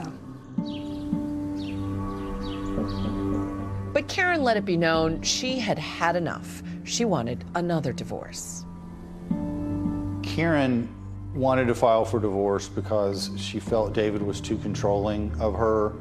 Frankly, if we had to go to court, the inappropriate marital conduct would have been what I would refer to as kind of a stalkish behavior. But Karen doesn't have enough money of her own to file for divorce, so her good friends, Bill and Kathy Bona, loan her the cash. Not only that, the Bonas say they gave Karen a second phone to use to get around her husband, to talk to her divorce lawyer. Karen told me that she had a secondary phone, that the number that she was talking to me on was a secondary phone, and she did not want him to know that she was calling and talking to me about a potential divorce. Investigators understand why they found those two smashed and discarded phones. She was afraid to be present when he was served. It was a substantial amount of money that she was asking for, so I think that had a big impact on David when he received that. And in the meantime, the couple continues to live together in the same house. She was living downstairs, and David was sleeping upstairs. I didn't notice anything different, you know. We all went about our business. She chose to live in the home. And my take on it was that she wasn't afraid of him. She didn't ask for order of protection because there had been no issues of physical violence. David continued to say things to Karen, wanting to call the divorce off. He wasn't happy about the divorce. To prosecutors, the possible divorce and the issues in the marriage are reaching a boiling point. I believe that he had the attitude they had reconciled before or had problems before, and perhaps they could just talk through it and continue on with their life. And he said she wasn't having it. He said there was just no way. Was it enough of a motive for murder? Investigators had some evidence, including those smashed cell phones found here. And there were those divorce papers that David seemed to have hidden under the spare tire in his car. This here is not adding up, because if I'm getting a divorce, why do I need to hide them in a car, in the trunk, under a spare tire? I don't have an explanation if he had just stuck them there or if he had inadvertently set them there. It was only 20 days after she filed for divorce that Karen went missing. To investigators, it's a lot of smoke. But the truth is, there is simply no hard evidence linking David Swift to the crime. And the district attorney general in office at the time is not willing to charge him. I think he was concerned that you only get one chance to try the case. For more than a decade, the town wonders, is there a killer walking free? Then in 2022, finally, an arrest. Give me a thumbs up if you can hear me. And I got a chance to talk to that man from behind bars. Did you ever feel like you had a cloud of suspicion over you?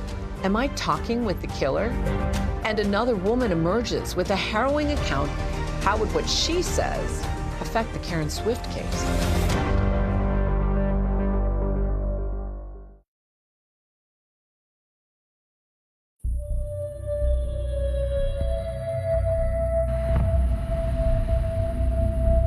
The night that Karen was last seen, she went to a Halloween party. I mean, the body was here for a month. Undetected. They investigated and they investigated, and everyone was like, when are you going to find a suspect? The story of the same man, but two different women. One of them killed, one of them claiming she was stalked. And there he was, in my backyard, in the middle of the night. This is too much. The exclusive interview you'll only see on 2020. They told me that my dad got arrested, and in that moment I was like, for what? How big a deal was this trial in Dyersburg? This trial was huge. They didn't compare the fingerprints. They had tunnel vision. I'm sorry. It's all right. This is a man I was married to that I shouldn't have been afraid of. And why is this happening?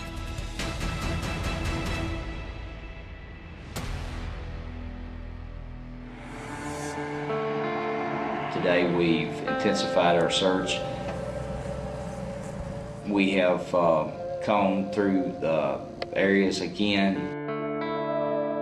Karen Swift is a 44-year-old housewife, mother of 4 in Dyersburg, Tennessee, and she disappears in October 2011. Her car turns up not far from her house.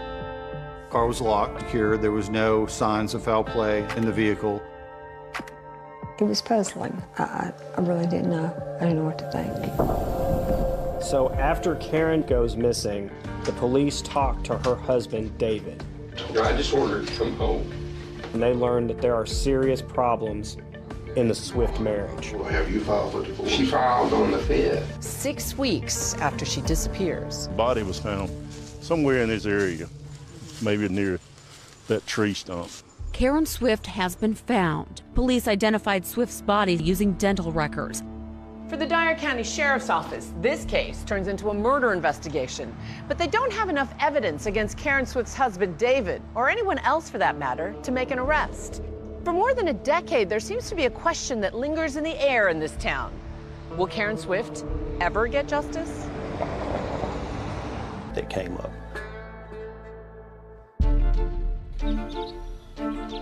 And in 2018, promising to look at the case again, Danny Goodman is elected as the new District Attorney General.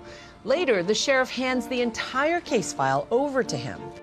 And we, of course, had a regular caseload. It wasn't something that we could just drop our normal caseload and start going through. By then, David Swift has left town. He has a whole new life and a new wife, Kelly Essman. Single Christians, good news. At ChristianMingle.com. I met David on Christian Mingle in January of 2014, and we dated for about 2.5 years, and then he moved to Alabama when we got married. My relationship with my dad during this time period was very good. He made sure that we still had as normal as a childhood as we could, even into our teenage years, you know. He did start telling me a little bit about Karen and the fact that she had come up missing. He actually asked me to run a background check on him, and the background check comes up clean. You know, none of the news stories showed that he was a person of interest. They didn't say that he was a suspect. It was okay. I think they had a wonderful relationship. Everybody got along. It may have started out that way, but Kelly says cracks started to form in the marriage over parenting issues. And she says David never wanted to discuss her concerns. Over the years, she says it grew worse and worse. There were challenges, and with all blended families, there are, you know, and that's where it started going downhill. We both went to therapy. So I finally just decided I can't go back. This is too much. He finally said that he would file for divorce. But they have no idea that back in Dyersburg, there's been a break in the Karen Swift investigation, thanks to something completely unrelated, the COVID pandemic.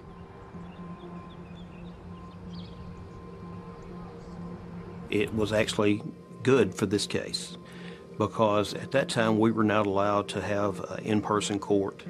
We were not allowed to have jury trials, so we had a lot of time that was just downtime in the office. We were alone in the office for, I want to say it was around 6 weeks. Looked at every page that was compiled by the Sheriff's Department. And that's how the case basically was rejuvenated, and we started back with a lot more detail looking into it. We just basically came to the same conclusion that, yes, David Swift did it. We noticed maybe that there were a few things that we would like to have to prosecute the case that were not there. In particular, they say they want information stored on Karen Swift's cell phones, found smashed not far from her home. After a year of trying, experts can't recover that data, but prosecutors say they do come up with more digital evidence from David Swift's computer. In the days and weeks after Karen vanished, they found that her husband had been visiting all of these multiple dating sites.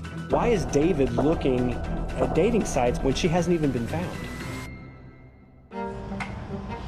David Swift's lawyer claims other people in the house may have been using that computer and accessing those sites. The prosecutors decide they have enough to take the case to a grand jury. David Swift is indicted. We would never take a case to trial that we did not feel like we could be successful with prosecution. And at that point, we felt that we could. An arrest has finally been made in the 2011 murder of Karen Swift. David Swift was arrested today in Alabama, where he was living with his new wife. David Swift is charged with premeditated first-degree murder. He was shocked. Swift is brought back to Tennessee, where he later pleads not guilty to first and second-degree murder and manslaughter. The sheriff posts on Facebook, "Today is a good day for law enforcement." David was always a suspect because all the evidence points to him. Certainly it was enough evidence to take him into custody and bring it to trial. Every rumor, every piece of information that came in, we followed up. No one else had a motive. No one else had the opportunity, and he had all of those things. They told me that my dad got arrested, and in that moment I was like, for what? What could they possibly have that they arrested him for? Something that happened so long ago. I think they just wanted to make an arrest to say, we got somebody, because they were getting so much flack from people. There was nothing groundbreaking, no scientific evidence or anything other than what was in the file. Now, I'm not saying that Danny Goodman or his office did anything unethical or improper, but sometimes when pressure is applied or pressure is present in a situation, decisions get made, and we just disagreed with his decision to charge David Swift. I remember getting that first phone call from him after he was in the jail, and I remember his first words weren't, you know, they weren't about him, they were about us, and that everything was going to be okay. I spoke to David Swift in a jailhouse interview. David, because this is the moment to clear the record, did you kill your wife? No, absolutely not. She wasn't afraid of me one bit. We never had no domestics, no violence. Because of the pending criminal charges, Swift says he couldn't talk about the details of the case, but he denied any violence in the marriage. So you said no domestics, meaning you never hurt Karen? Never. Never raised a hand to her? And on no female, ever. And I sure wouldn't do it to my wife or the mother of my children. But, you know, I loved her. And I still love, you know, her today. But before he goes on trial, accused of killing Karen, a truly shocking development. New details emerge about David Swift's alleged behavior with another woman, and he faces another criminal charge.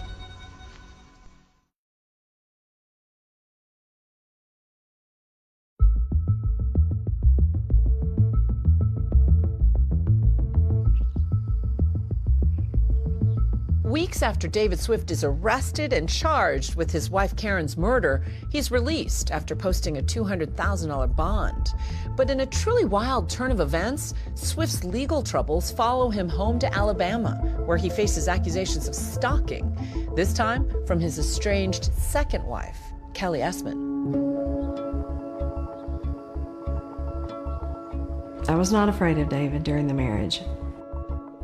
Towards the end of my marriage, I was not necessarily afraid of him. After I separated, there were periods of time when he would call me, asking me, you know, where are you going?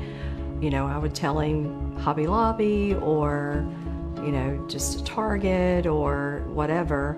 And he always seemed to be calling exactly when I would be going to that place. After David's arrest, Kelly claims she found proof that she was being followed and filed for an emergency restraining order.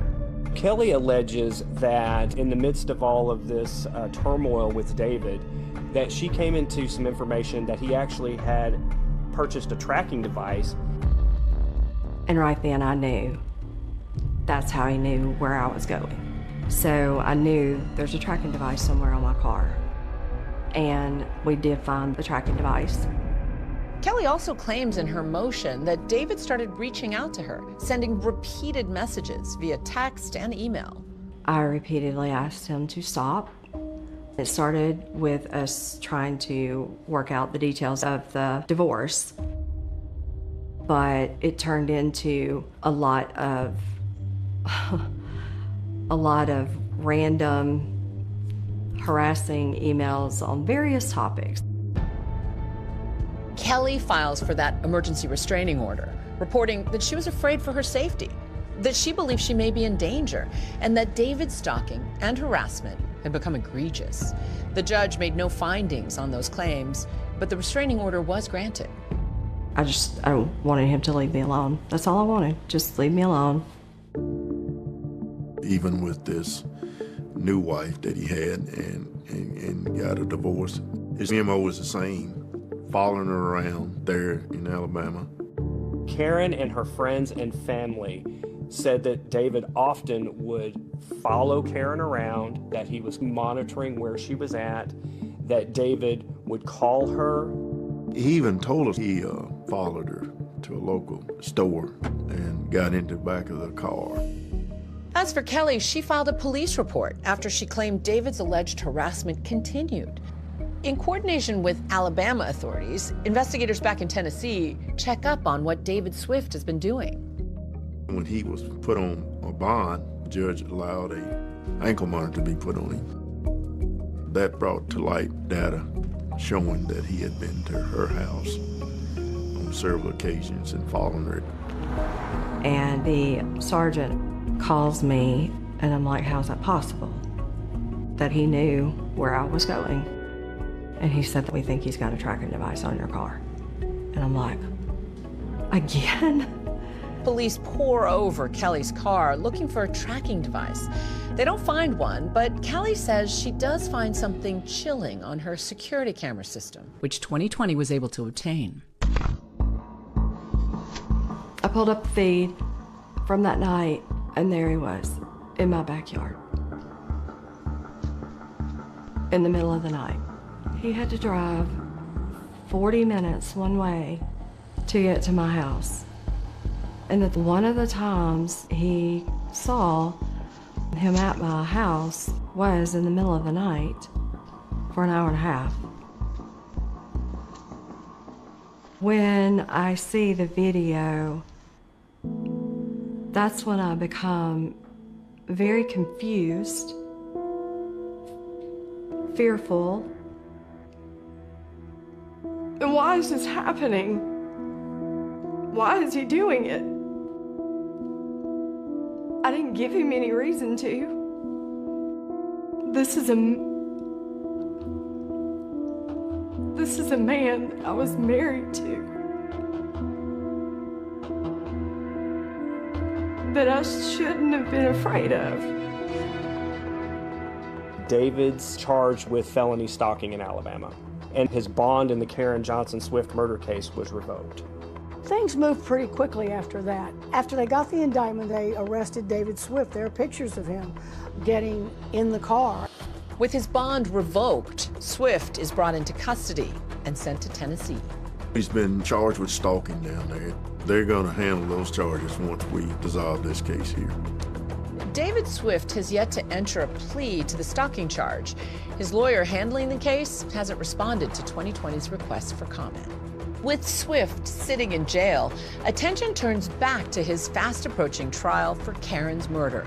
The case is big news in a small town, and both the prosecution and the defense are about to pull back the curtain on the Swifts' private lives. Did anyone have no clothes on in the hot tub? What exactly was going on at those hot tub parties? And what did they have to do with Karen's case?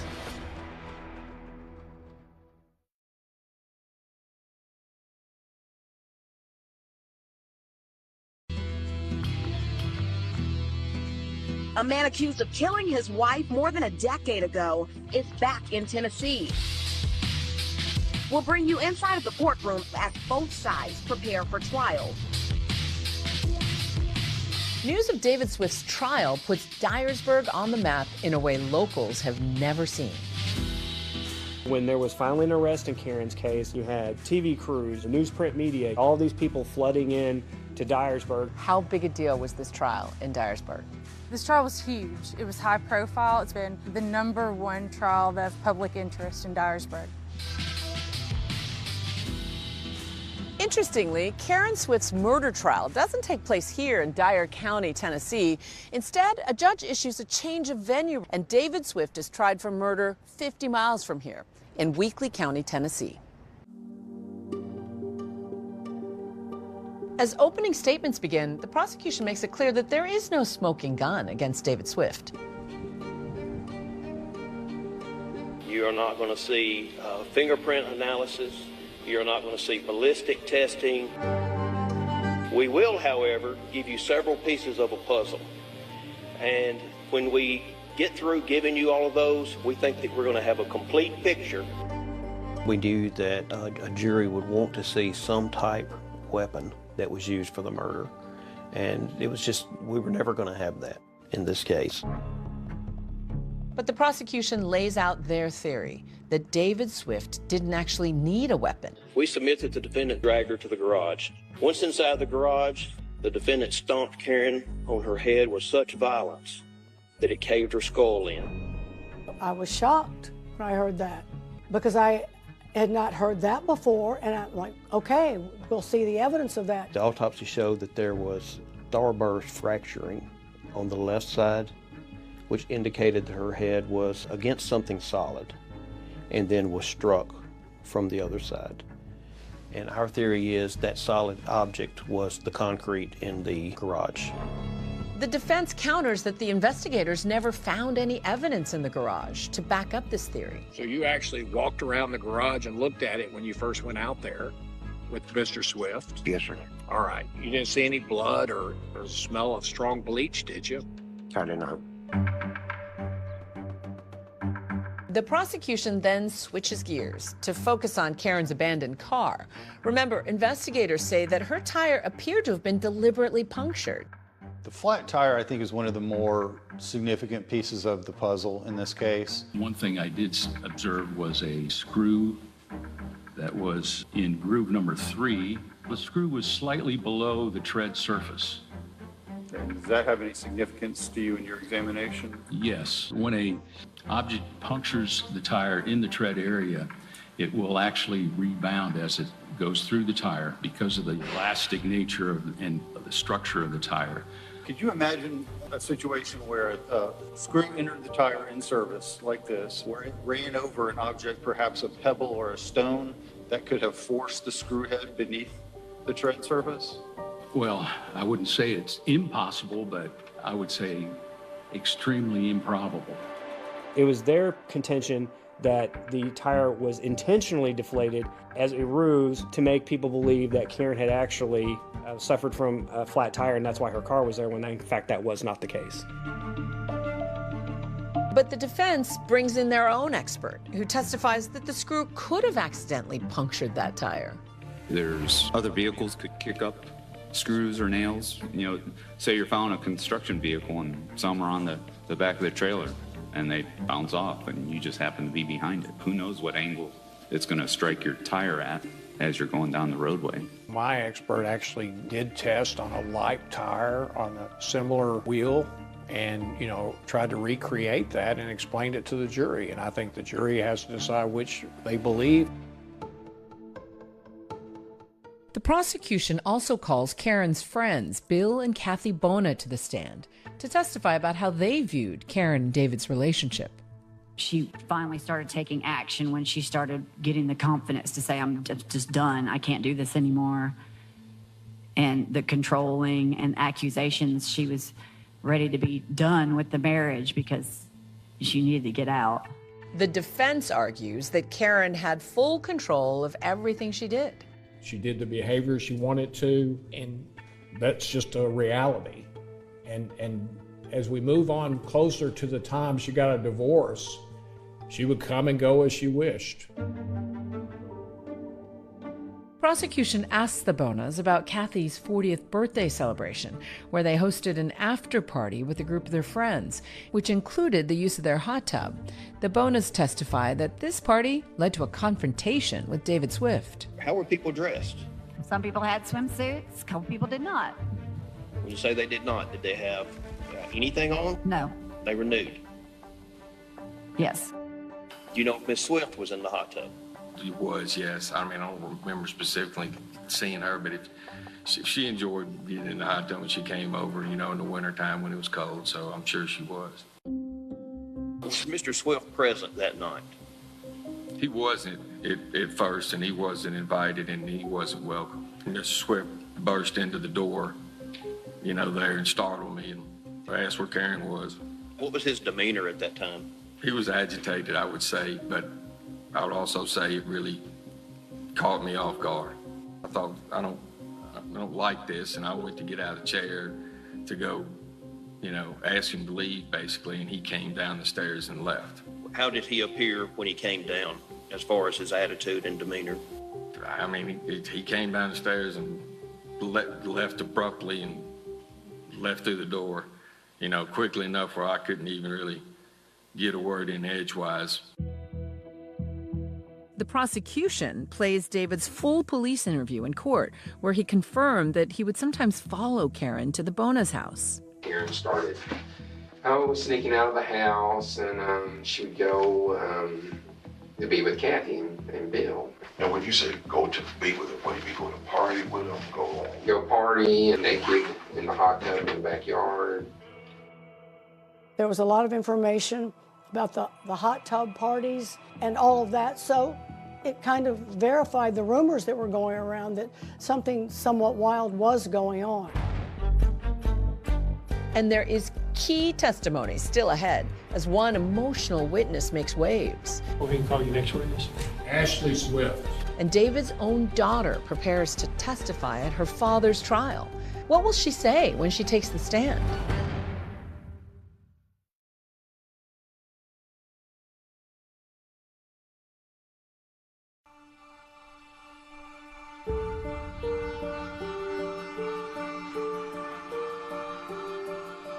Inside the Weakley County Courthouse, attorney Daniel Taylor dives into one of the most memorable cases of his career. I've been a trial lawyer for 32 years, and it's the most media attention on any particular case that I've had. This is 2011. After all those years, there's been no scientific breakthrough or anything. There's been nothing new that's come in or anything. After all this time, there was a charge.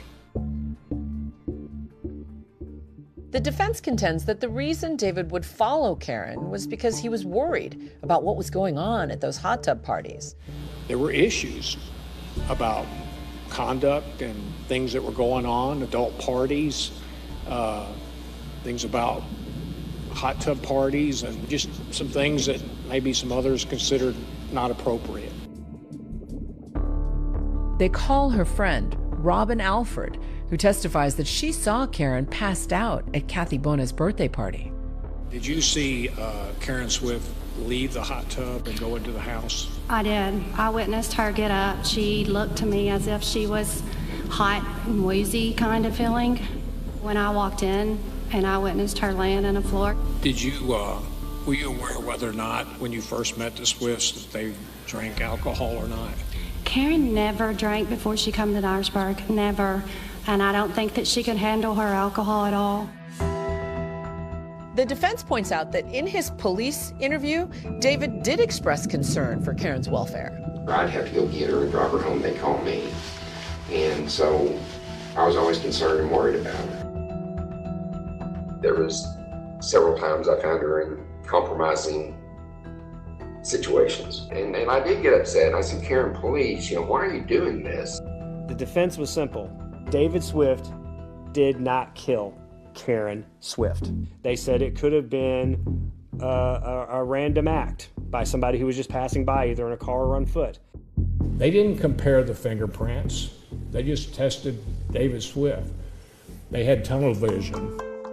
The defense also argues that David had a serious knee injury affecting his mobility, so he wouldn't have been physically able to dispose of Karen's body. They said he had this injured leg, so he could not have possibly picked her up and placed her in the cemetery. Did you notice anything about his leg or how he was walking? He had a knee brace on, and he had crutches. Multiple witnesses for the prosecution dispute the seriousness of David's knee injury. Was he using crutches? I've never seen no crutches on Saturday. Do you appear to be injured in any way? You could see him using his crutches while he was talking, but after he got done talking and they went in the house, he just walked like he didn't need crutches anymore. I thought that was strange. Even if he is faking it, it's still there's a visual there. The jury is repeatedly seeing people get on the stand and say, yes, I saw him on these crutches. Yes, I saw him on these crutches. The defense also disagrees with the prosecution's account of what happened inside the Swift home on the night of Karen's murder. So part of the prosecution's theory of the case was that David comes into Karen's room, takes Ashley, the daughter, out of the bed and goes and puts her in bed with the sister Keeley. He returns to the room and Karen is either asleep or in a very incapacitated state, and then something happens where he ends her life. Then the defense calls an essential witness to challenge that theory. Would you tell everybody your name? Ashley Swift. I was nervous to go on the stand, and they decided to call me early. And so in that moment, I did freak out a little bit, just because I hadn't mentally prepared myself. Ashley, who was only 9 years old when she saw her mom for the last time, describes what she remembers about the hours before Karen disappeared. You're not used to testifying, so let me just ask you a few things, okay? Okay. When your mother picked you up, did she pick you up in her car? She did. And where did y'all go after that? We went home, back to our house where my sister and my dad were. And do you recall getting out of the car or going to the house? Or do you recall everything about that night? Yeah, we came into the house and we went to sleep in her bedroom. I didn't really prepare for trial. Whatever was asked was what was asked, and however I answered was however I answered, and I told the truth in everything that I said. And Ashley testifies that it wasn't her father who moved her from the bed that fateful night. Oh, I know it was my mother. How do you know that? It's instinct to know your mother versus somebody else. You have that bond with that person and you know who it is. But you didn't actually see her. No, but I felt her. There were some times during my testimony where they were trying to, I think, trick me into thinking that what I felt and knew was something else, and I made sure to own that. It was my testimony. So you actually don't know for sure then, do you? I mean, I have a pretty good instinct to feel what my mother feels like. Seeing his oldest daughter take the stand becomes a visibly emotional ordeal for David. I know that it was physically tough, and he knew it was difficult being asked questions. And finally, after 2 weeks of heated exchanges and moving testimony, there are fireworks inside the jury room where lines are drawn in the sand. It was divided pretty much down the middle. It was basically the guys against the girls. As the courtroom holds its breath for a verdict.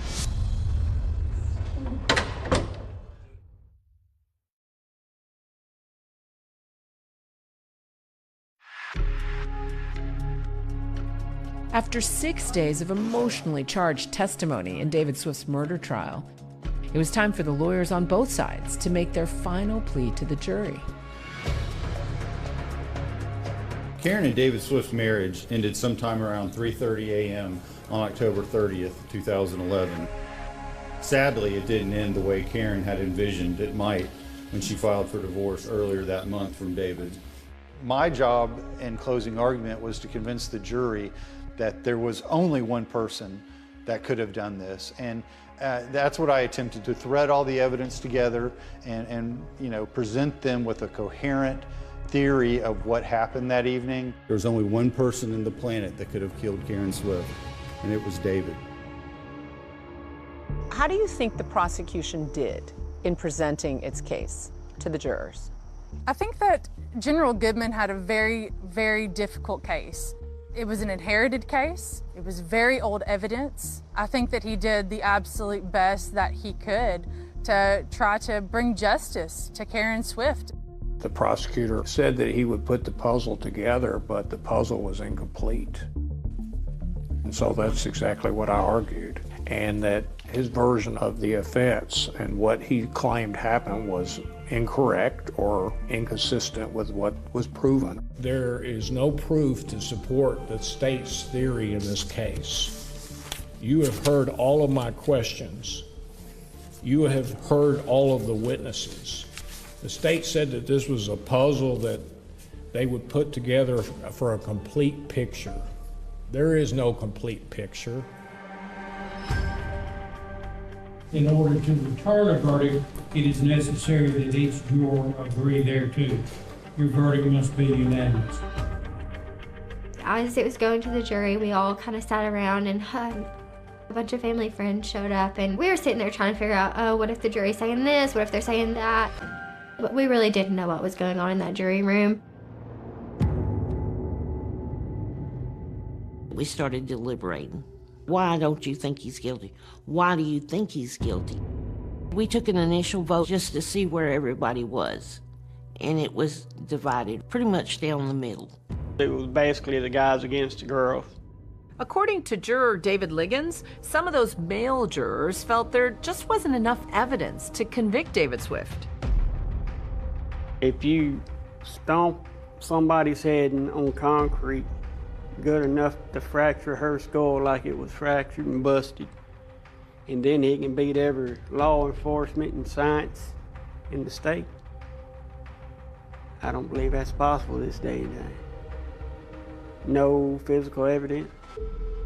But for other jurors, they say David Swift's behavior towards Karen couldn't be ignored.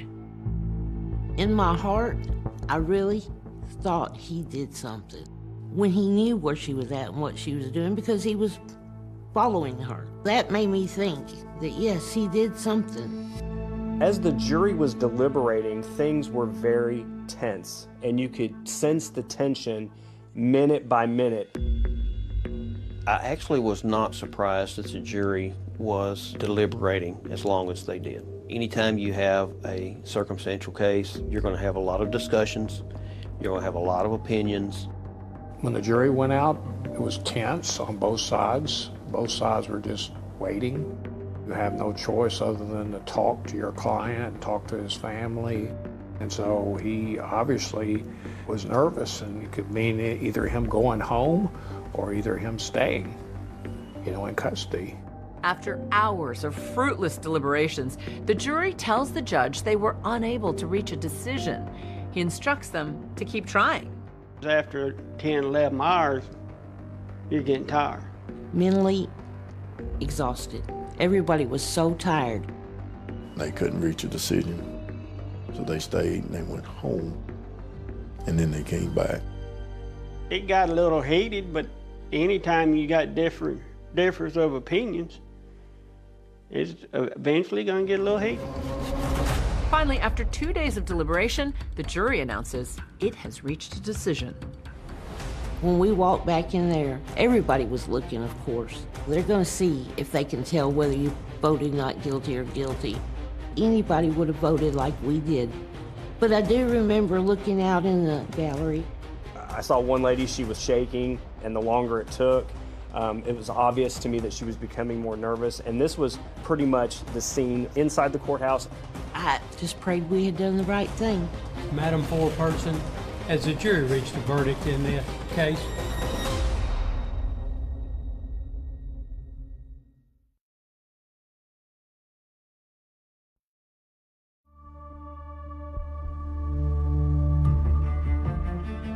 After 2 days of grueling deliberation, the jury has come back in David Swift's murder trial.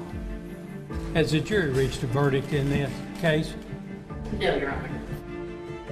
Do you feel like that it is likely that the jury, on continued deliberations, will reach a verdict? No, sir. I think the best word to describe what happened as the verdicts were being read was shock. Does the jury agree on the highest level of offense that the defendant is either guilty or not guilty? Yes. What is the verdict in that? Not guilty. The jury came back not guilty on first-degree murder, not guilty on second-degree murder, and they were hung on voluntary manslaughter. Do you all believe that the jury is hopelessly deadlocked with respect to the charge of voluntary manslaughter? I see everybody nodding their head yes. I was just sitting there in the chair. I was just kind of just numb. I was like, I can't believe this. We spent all this time presenting the facts, and apparently they just didn't get it. The jury didn't get it. The first two officers on the scene said that they did walk into the garage that day. I'm sorry, you could smell bleach if he had bleach in there. You could see the blood if he ain't cleaned it up yet. When they gave me a scenario, that's where he done it. And then they can't find nothing. That ended the case for me. I think it stopped at manslaughter because I felt like he did something. In my heart, I really thought he did something. When the verdict came in, your reaction? Honestly, I really was not surprised. Reasonable doubt was everywhere. I think the way that the prosecution laid it out was the only person that could have done it was David Swift. They didn't present proof that said that it was David Swift. If I removed myself and my knowledge of the case, and I was an independent person, I would have had to have rendered a verdict of not guilty. One detail that the prosecution wasn't allowed to introduce at trial, David's indictment for allegedly stalking his second wife, Kelly. But some jurors say hearing about that accusation wouldn't have made a difference. The only thing, in my opinion, that would have changed my outcome was the scenario the prosecution gave. Yes, that woman was beat to death, but they can't convince me that David done it. Let me take you to the penultimate moment, which is, what was it like to hear the jury say not guilty? Man, it was great. I thought, finally, it was overwhelming. Although he was acquitted of murdering Karen, David Swift's legal ordeal is far from over. He's still facing that charge of stalking his second wife and remains in jail as he faces retrial on that voluntary manslaughter charge. I'm disappointed that the jury didn't reach a decision that I thought they should as to all the offenses. And that's the jury system. And that's why we'll have a retrial. We were confident going into the first trial. We're equally confident for a second trial. And I think that it's something that we can't give up on. It's just something that we have an obligation to do. I'm not really sure what you expect to get out of a retrial when we've already seen the presentation of all this evidence before, and everybody has pretty much already formed a decision on it. And today, 13 years after her mother disappeared, Ashley Swift, Karen and David's daughter, still steadfastly believes in her father's innocence. Moving forward, I'm not exactly 100% sure what's going to happen. I hope that we can get my dad home soon. He is currently sitting in jail for something that, he shouldn't even be in jail for. David has missed out on a lot of special things. He has missed the birth of a grandchild, his daughter's graduation from dental hygiene school, his oldest daughter, Ashley. He has missed Keely graduating high school. What does justice for Karen Swift look like? I think that in a situation like this, I think that we have to unfortunately reconcile with the fact that there may not be justice. I will always remember Karen, and I think everybody should remember Karen by her love for children, that she was a great mother and she was a great friend. I think one of the things I want people to know most about my mom is she's a very caring and nurturing person, and she would do anything for any of us kids or my dad. I would love to have my dad around again and, really fight for justice for my mom.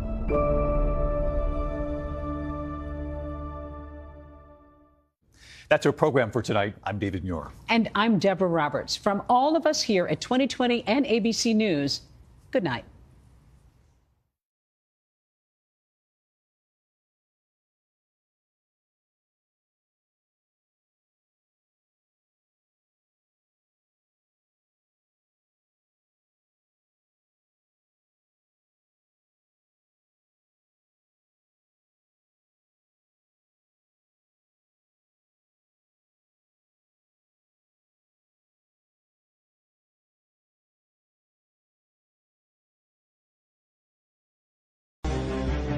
A woman's body had been found in a drainage ditch. It soon became clear that this was sinister. There was a ligature around the neck. This is homicidal strangulation. There was real fear. Women were having to look over their shoulder at night. Anyone in Porthmadog at that time could have been the killer. It could be one person or it could have been more than one. And they suddenly announced that they had arrested a man, and soon came the dramatic development. It was someone within the community. But the witness might have been mistaken in the identification of the person responsible. A lot of people believed that he was innocent. Was there a serial killer on the loose in Porthmadog?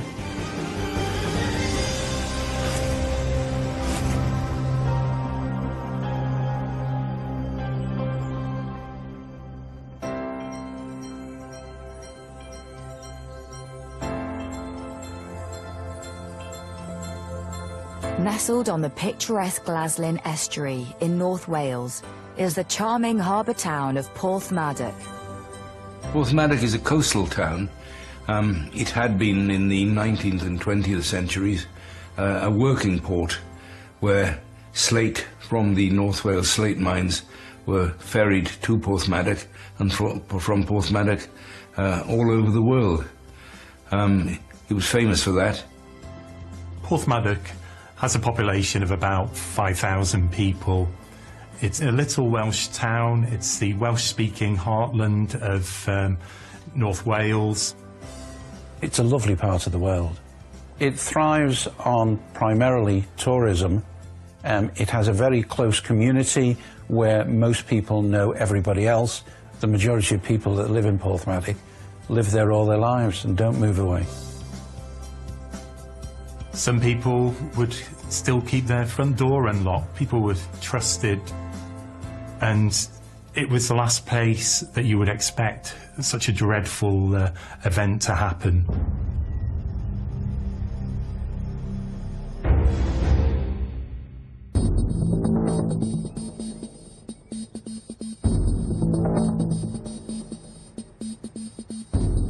It was one of my days off, visiting Liverpool, and it was in the afternoon that my phone rang. It was the control room inspector to tell me that a body had been found in Porthmadog and that units were at the scene and they believed that it was suspicious. Unfortunately, this was my worst nightmare regarding location because I was at least 3 hours drive away. But I was made aware that the helicopter was going to be in the area, and it was arranged that I drove to Prestatyn and jumped on the helicopter, which conveyed me to the scene. The body of a woman has been found face down in a drainage ditch, known locally as the Cut.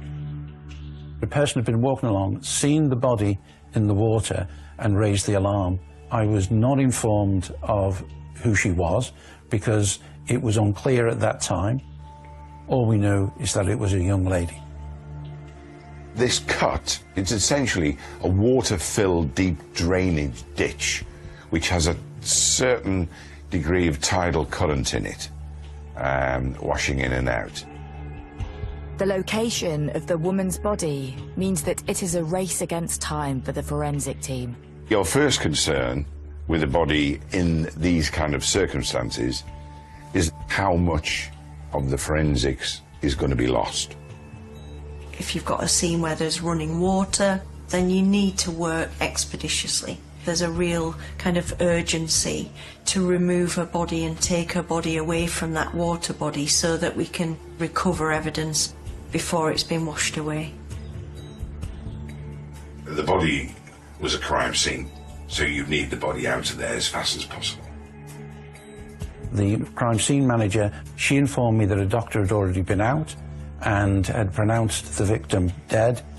And on turning over the body that was still in the water at that time, they found that a scarf was placed around her neck and that the end of the scarf had been forced down into her mouth. Once the pathologist was able to inspect the body and see that there were features that were not in keeping with an accidental death, then that triggered a completely different track for the investigation. We're now in a possible murder situation. This is homicidal strangulation. I mean, she wasn't suspended from anything. It wasn't self-suspension. There were injuries to the body, bruises. So it was quite clearly a homicide. Also, that there was part of her clothing was disturbed, which it led us to believe that there was a sexual side of this attack. Identifying who the victim is naturally a priority, because we need to inform the relatives. We didn't know at that time whether the person was a local or someone there on a holiday. It was my suspicion, bearing in mind the location, and it was close to local housing, that it was unlikely to be a sort of tourist. It wasn't the tourist part of town, but we didn't know. As police and CSI descend on the small seaside town, locals are becoming increasingly alarmed. Word soon gets around. It really did shock the community. Something of this magnitude hadn't happened to a local girl that I can remember. And then obviously the police activity in the area became obvious to the locals, and this huge inquiry started. I was informed that a brother had come to the cordon and raised the alarm that his sister was missing. The young man who is concerned for his sister lives nearby. Well, once her brother had come to the cordon and said that his sister was missing, and gave a description of his sister, which effectively matched the young lady that we'd found. Officers dispatched to the house and questioned the family more in depth regarding identifying marks, tattoos, clothing, the general description of her. The information from the family is that their daughter had a tattoo, and when the body was examined, we found that tattoo on the body. The formal identification would come later, but we were as sure as you could be that we knew who it was. The body is confirmed to be that of 22-year-old Fionn Wynne Roberts. Fionn was a care worker. She also had another part-time job at the football club. She was a popular member of the community, kind, loving, she was described as. She had ambitions to join the army as a nurse. And she lived in Porthmadog all her life. She was just a regular young lady. This is an open book at this stage. We wanted to know who she had been with that night. Had she travelled home alone? So the inquiries were in the locations that she'd been and the people that she'd been in with. Who was the last person that was seen with her, or we believed to be with her? So at this point, we're totally blind. We've only just found the body, we've only just found the family, so we had no information whether she'd been with anybody that evening, and we have to backtrack, in the first instance, at least 24 hours.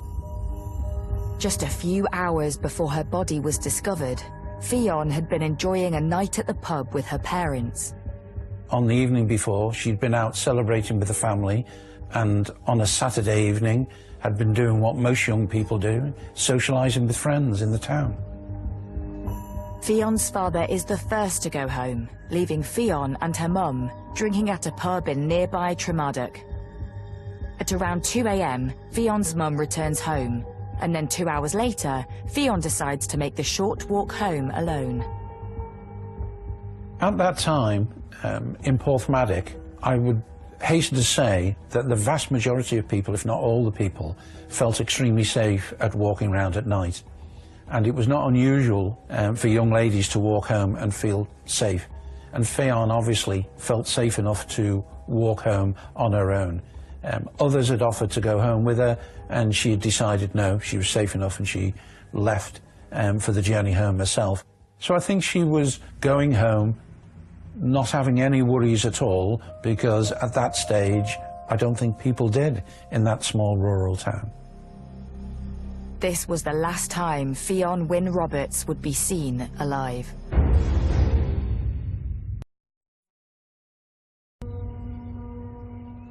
In the town of Porthmadog in North Wales, police are investigating the murder of local woman Fionn Wynne Roberts. In a small community like that, it is a major, major shock. From people who felt remarkably safe going about their day-to-day business, suddenly a horrendous crime like this has been committed in their local town. Fionn's body has been found in a drainage ditch in a residential area. Where the body was found was within a couple of 100 yards at the very most from her home address. She was nearly home. It appears that Fionn has been strangled with her own scarf, and as pathologists examine the body, further alarming details start to emerge. It's quite obvious this is homicidal ligature strangulation. The scarf was particularly tight around the neck with the knot on one side, and then from the knot it was the rest of the scarf that had been pushed into her mouth and throat. It may have been done by the assailant to stop her screaming or crying out. And she had all the changes associated with that. So, for example, she had obvious petechial hemorrhages, pinpoint-sized, tiny red hemorrhages. In the skin of the face, so you've got two components. You've got the compression effect around the neck of the ligature itself and the airway obstruction, both combining to cause asphyxiation. As the post-mortem continues, it reveals the horrifying details of Fionn's last moments. She was still alive when she went into that water. Now, she may well have been unconscious and dying from the ligature strangulation, but she was still breathing. There were breaths. You only have to inhale a few times to suck water into your lungs. My lungs were hyper-expanded, full of fluid. Cause of death was a combination of ligature strangulation and drowning. Fionn had suffered a swift but brutal attack. Fionn had injuries to the lips.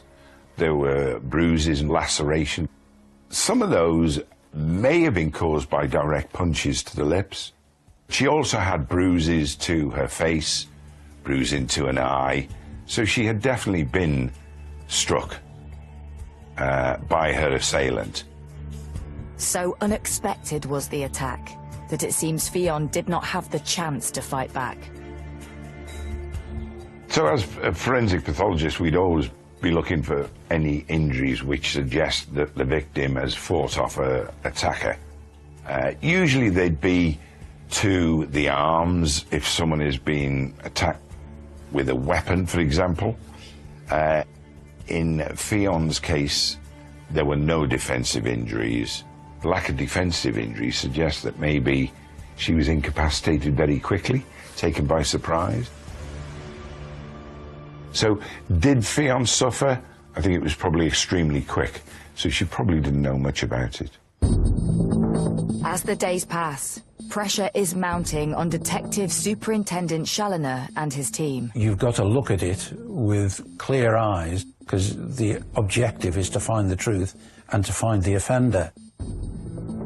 Everybody that came into contact with Fionn for 24 hours, everybody in the pub, everybody that was out and about that night, and all those people are interviewed. So you're talking about hundreds of statements being taken. What we're trying to do is to identify everybody's movements at the relevant times in Porthmadog, because one or more of them was the offender. Anyone in Porthmadog at that time could have been the killer. It could be one person or it could have been more than one. We knew that a handbag was missing. So I am deciding on what is the priority about searching and expanding that search area, especially as this is a water flow and evidence may have moved down that. And then there is a breakthrough. That handbag was found by one of the search teams, but what I would describe as a sluice gates, which stops the estuary water coming in and flooding all these waterways. And what had been discovered there was a handbag and items of clothes. There was a set of trousers and there was a training shoe found. It is our belief that the offender had discarded them, hoping that the water in the estuary had washed them out and they'd never been recovered. But the person's aim hadn't been good and they'd been caught on the top of the gate and remained there. Now all they had to do was find who wore them that night, who owned them. The police, they spoke to nearly 5,000 people in the area. They issued leaflets, they made appeals. They wanted to know who owned these items of clothing and the shoe. But the police appeals for information regarding the owner of the clothes do not prove fruitful, so all hope lies with forensics.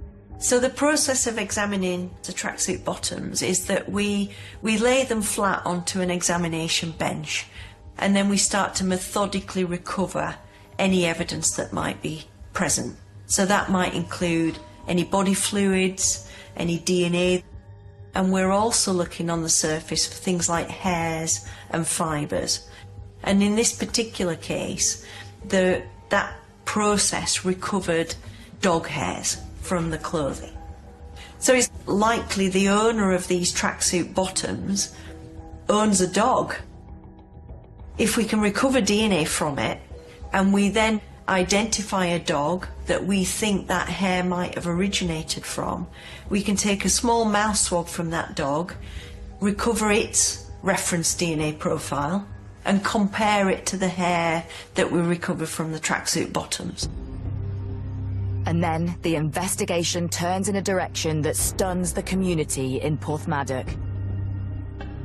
So often the answer to who murdered someone lies close to home.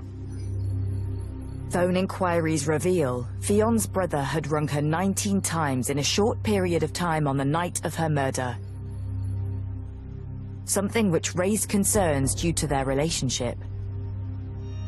There was much more than ordinary sibling rivalry between Fion and her brother. There were long periods of time when they didn't get on. On the night in question, her brother was drinking with friends in a car park. And police also focused on the whereabouts of Fion's father. He had no alibi because he'd been to the same party as his wife and daughter, but had left early. So he left a pub called the Sportsman's at about 1 o'clock in the morning, so was home by about 1:30, and so was a suspect in the sense that he had no alibi for the crucial few hours.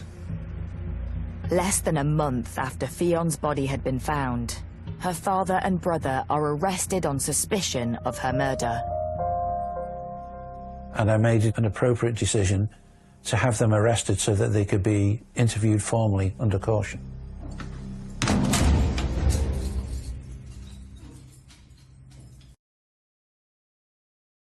Police in North Wales are investigating the homicide of 22-year-old Fion Wynne Roberts.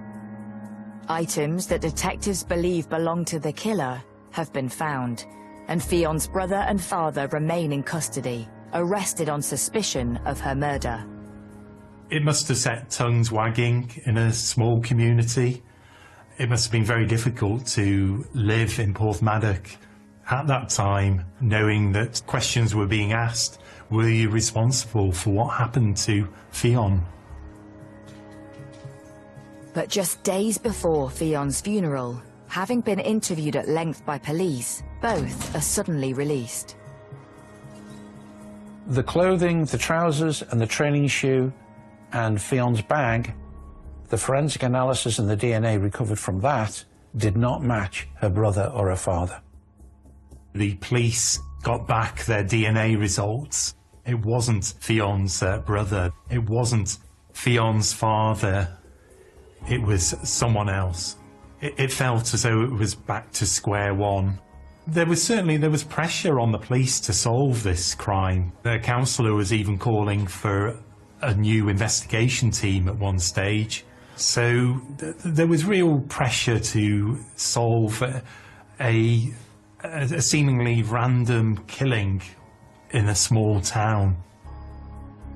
There was real fear in the community. Women were having to look over their shoulder at night. They were being advised to not walk alone. Was there a serial killer on the loose? Was there a serial attacker on the loose? This was, a cause of major local concern. Both locals and police are highly aware that a killer is still at large, and Detective Superintendent Peter Challoner has his own fears. An offender goes on to offend again, and it is always a risk that if they get away with one crime, they'll commit another. Desperate for the investigation to move forward, the police need help from the public. We were still focused on finding out the person whose DNA we had found on those clothes. We were able to offer a reward of £10,000 for information leading to the offender. A local businessman had offered to pay half the reward. 1 month after her death, Fion's funeral is held at Capel Salem, Porthmadog. 500 people turned up at her funeral, shops closed. There was support for her family, her devastated family in this hour of need and grief. As Fion's community grieve her loss, the investigation into her murder continues. We weren't getting a lot of success from our appeals. We weren't getting closer to the individual responsible. And one of the aspects of an inquiry like this is that we try to make best use of the media. There's a need to keep the public interest in what had happened in Porthmadog to try and catch the killer. TV, press, radio, newspapers came down. This was everyone's worst nightmare, and the killer was still at large somewhere. And the police felt that the answer lay in the local community, that they would find the killer somewhere in the Porthmadog area. And because of that broadcast, there was a woman in South Wales contacted the major investigation team and told us that 20 years previously, when she was in Porthmadog, there was a similar attack in the same area. The attack 2 decades earlier had happened just yards from the location that Fion's handbag had been found. The young lady had left her place of work and saw a man apparently molesting a woman, and she shouted to him and he ran away. Quite an astonishing development in the case. This woman had come across another woman in broad daylight who was crying and seemingly about to be attacked with a stone. This was a key evidence for the police. The eyewitness knew this local man. She named him. And checking back through their records, police are able to see that a court case had been held in the local magistrate's court for assault. A man had been fined, ordered to pay compensation. The man connected to the attack in Porthmadog 20 years previously is 55-year-old local factory worker Iestyn Davies. Once the name came in, together with the history of what he was alleged to have done 20 years previously, that was a very similar set of circumstances to the attack on Fion, and plus it was in the same location. So immediately he became a person of interest. A plan was put together to arrest him and to retrieve his DNA. 11 weeks after the discovery of her body, Iestyn Davies is arrested on suspicion of the murder of Fionn Wynne Roberts. For the family, this must have been a relief, for the finger was at last not being pointed in their direction. News of the arrest sends shockwaves through the tiny Welsh town. You might have expected whoever was responsible to have been a stranger who was visiting this small town in Gwynedd. Not Iestyn Davies, a man who was brought up in the area. He lived nearby. He was hiding in plain sight. He lived certainly all of his adult life in that community, and he was very well known. And there were people who, for example, had played games with him, either darts or football. At the time, he was working at a wood factory, and that was local to the area, very close to where things happened. Iestyn Davies lived near the family.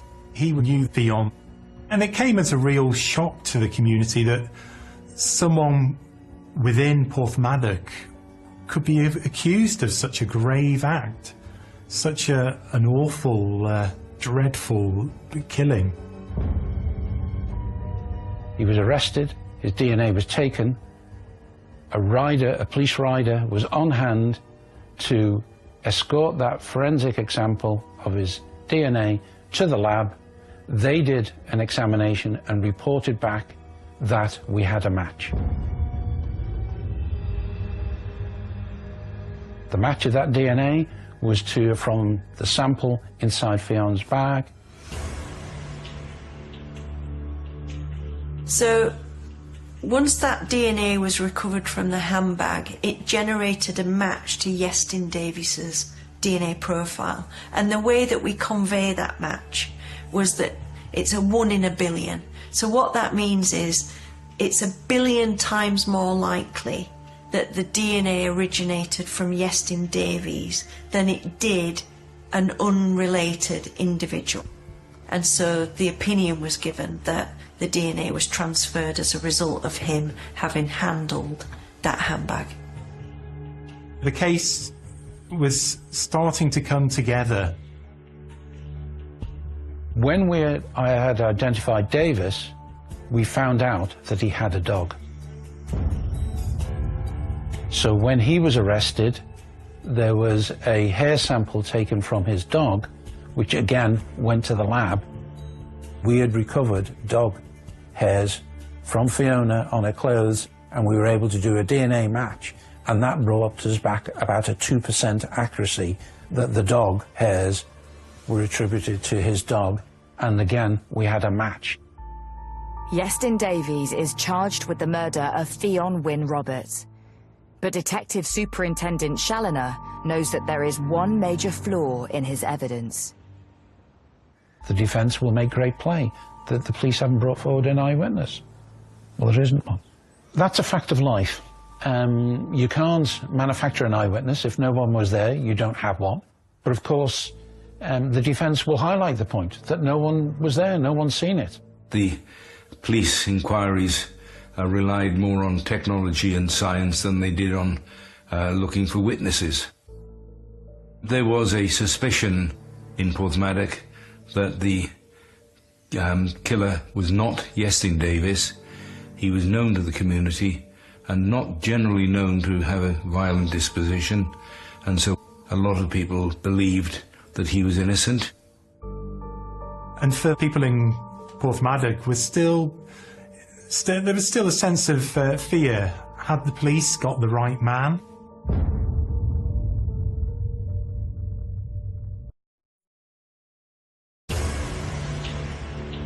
Nearly 12 months after the body of Fionn Wynne Roberts was found in a drainage ditch, the man accused of her murder, Iestyn Davies, is to stand trial.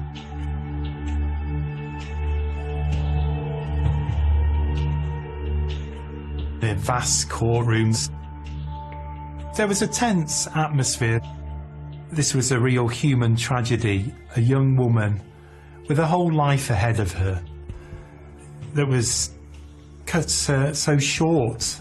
And Throughout the trial, Yestin Davis was pointing the finger at Fion's brother.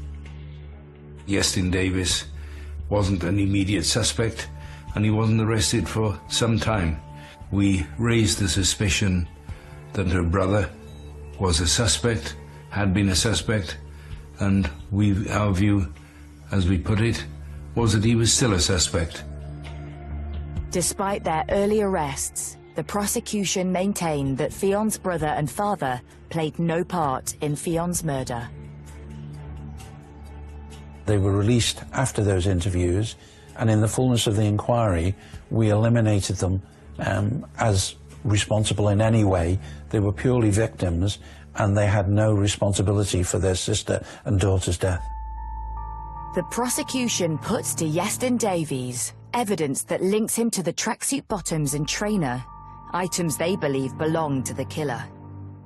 Prosecution case was based very much on there being this important evidence of the tracksuit bottoms, and they'd been found in a sluice gate near to Fion's handbag and near to a muddy trainer. And the mud, the prosecution said, was from when her body had been put in the ditch. And there was also DNA evidence.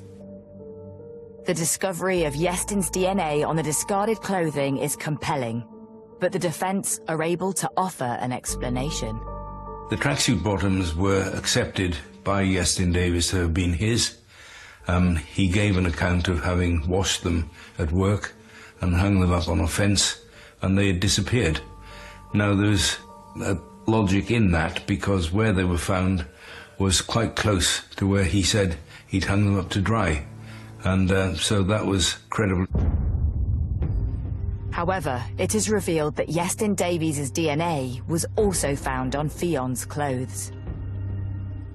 He gave as an explanation for that he had seen her on the Friday night at the station public house, and that he'd given her a hug. So if an individual gives an account in which they have been in legitimate contact with someone before the attack, we have to consider what is the chances, or what is our expectation of DNA transferring in that setting. And obviously, if I hug someone, my DNA could transfer. The prosecution are quick to offer their rebuttal. Two witnesses were called to say that we've known Yestin for many years, and we don't think he's a hugging sort of person, and that he didn't know Fion well enough that he would have spontaneously hugged her on seeing her. The defence know that the eyewitness evidence from the historic assault in Porthmadog may be harder to explain away. The difficulty that we had with the evidence of the previous incident is that the person said that the attacker had held a rock in his hand, and the body of Fionn Roberts was found to have had a head injury consistent with having been hit with a blunt object, and that could have been a rock. So that would then become, in the prosecution's perspective, a weapon of choice. Nonetheless, Yestin's defence team raise a simple concern that casts a shadow of doubt over the eyewitness testimony. The witness might have been mistaken in the identification of the person responsible. The prosecution reveal their most damning evidence so far when they present to the jury CCTV of Yestin Davies on the morning of Fion's murder.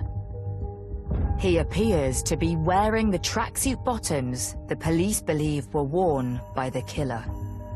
It was a matter of capturing him on CCTV, capturing his movements to the scene where we believe that she was killed at the relevant time to where the attack happened on Fion.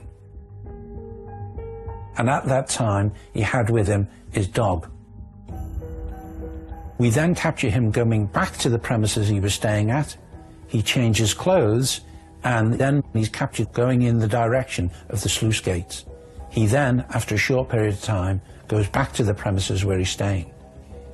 What's most significant is in the first part of that journey, where we believe he attacked Fionn, he is wearing the Adidas tracksuit bottoms with the stripes down the side, and when he goes back to his home and then he leaves, he is in a different set of clothing.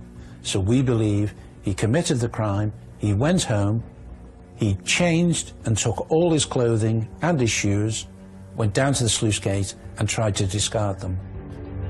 The CCTV evidence places Iestyn Davies in the vicinity of Fionn's murder around the time she is believed to have died. But Davies claims this walk in the early hours is far from unusual. He gave explanations for that, which were very early in the morning. He had a dog, Meg, who didn't let him sleep in, and the dog woke him early, and he went out walking the dog.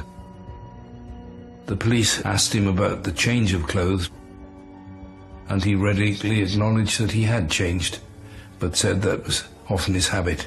He'd go out for a very early morning walk in whatever was first to hand when he got up, but then he changed into what would be day clothes later on. In the dock, Iestyn Davies seems unfazed by proceedings. He was full of himself in there. He was an expressionist, cocky.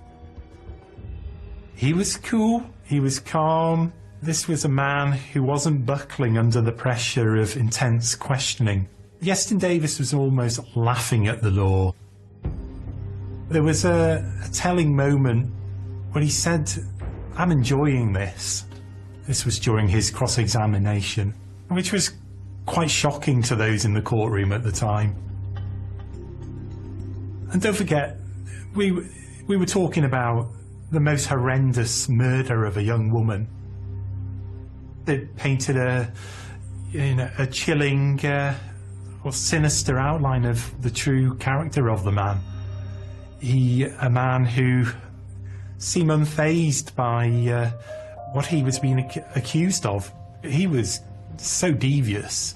He was a man who hadn't panicked, who smirked while being questioned about a murder of a young woman.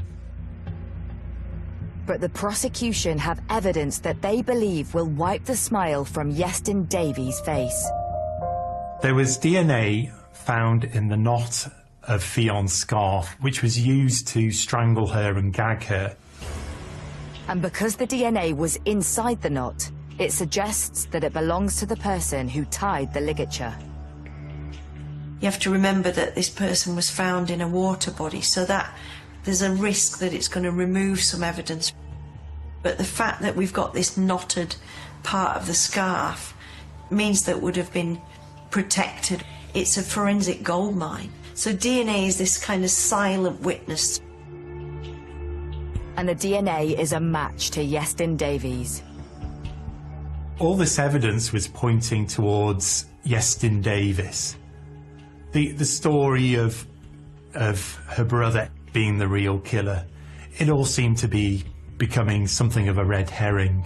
He wasn't the clever killer that he perhaps thought he was. He was concocting lies, and his story was starting to fall apart under scrutiny. After 6 weeks of evidence, the jury retired to consider their verdict. We had no expectation of a result going one way or the other. There might have been a conviction, there might have been an acquittal. I stopped looking in the crystal ball many years ago.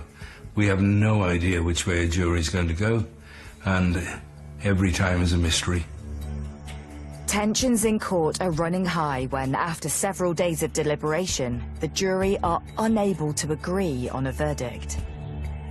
The judge brought them back in, and they said they couldn't unanimously come to a verdict, and he gave them the option of a majority verdict. The jury had been out for some days, and I think for many of us, we were reaching the stage, is this going to be a retrial? Now, once they'd been given that opportunity to bring back a majority verdict, it wasn't so long after that they actually returned.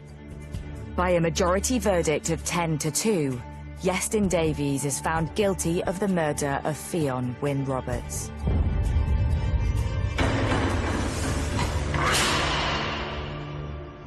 And sentence was the only one to be expected. That was life imprisonment with a recommendation of 25 years. That means that the defendant cannot even be considered for parole until he's been in custody for 25 years. He probably thought all that evidence was going to be washed away in the Irish Sea, never to be found by the police. But thankfully, justice prevailed. Iestyn Davies was remarkably stoical about it. There were no tantrums, no outbursts. He knew that he was possibly going to be convicted, and that possibility turned into a reality. My theory is that Fionn had come face to face with Davies. He started making advances, and when she rejected those advances, he committed the act that he did. The sentence comes as a huge relief to Fionn's family and the community of Porthmadog. They were a well-known family and a respected family. They were liked and admired because they were all hard-working people, and the community felt very strongly that they'd suffered a great loss. In a final cruel twist, it transpires that Iestyn Davies had visited the family home just days after he had killed Fionn. And it really did add to the agony of the Roberts family. They'd lost their daughter in these most terrible circumstances, and then have the killer turn up at their home, comforting them. This was a truly grotesque thing for anyone to do. For Fionn's family, friends and neighbours in Porthmadog, the loss of one of their own continues to cut deep. It caused huge upset. It was going to take time for the people to get over what had happened to this well-liked girl.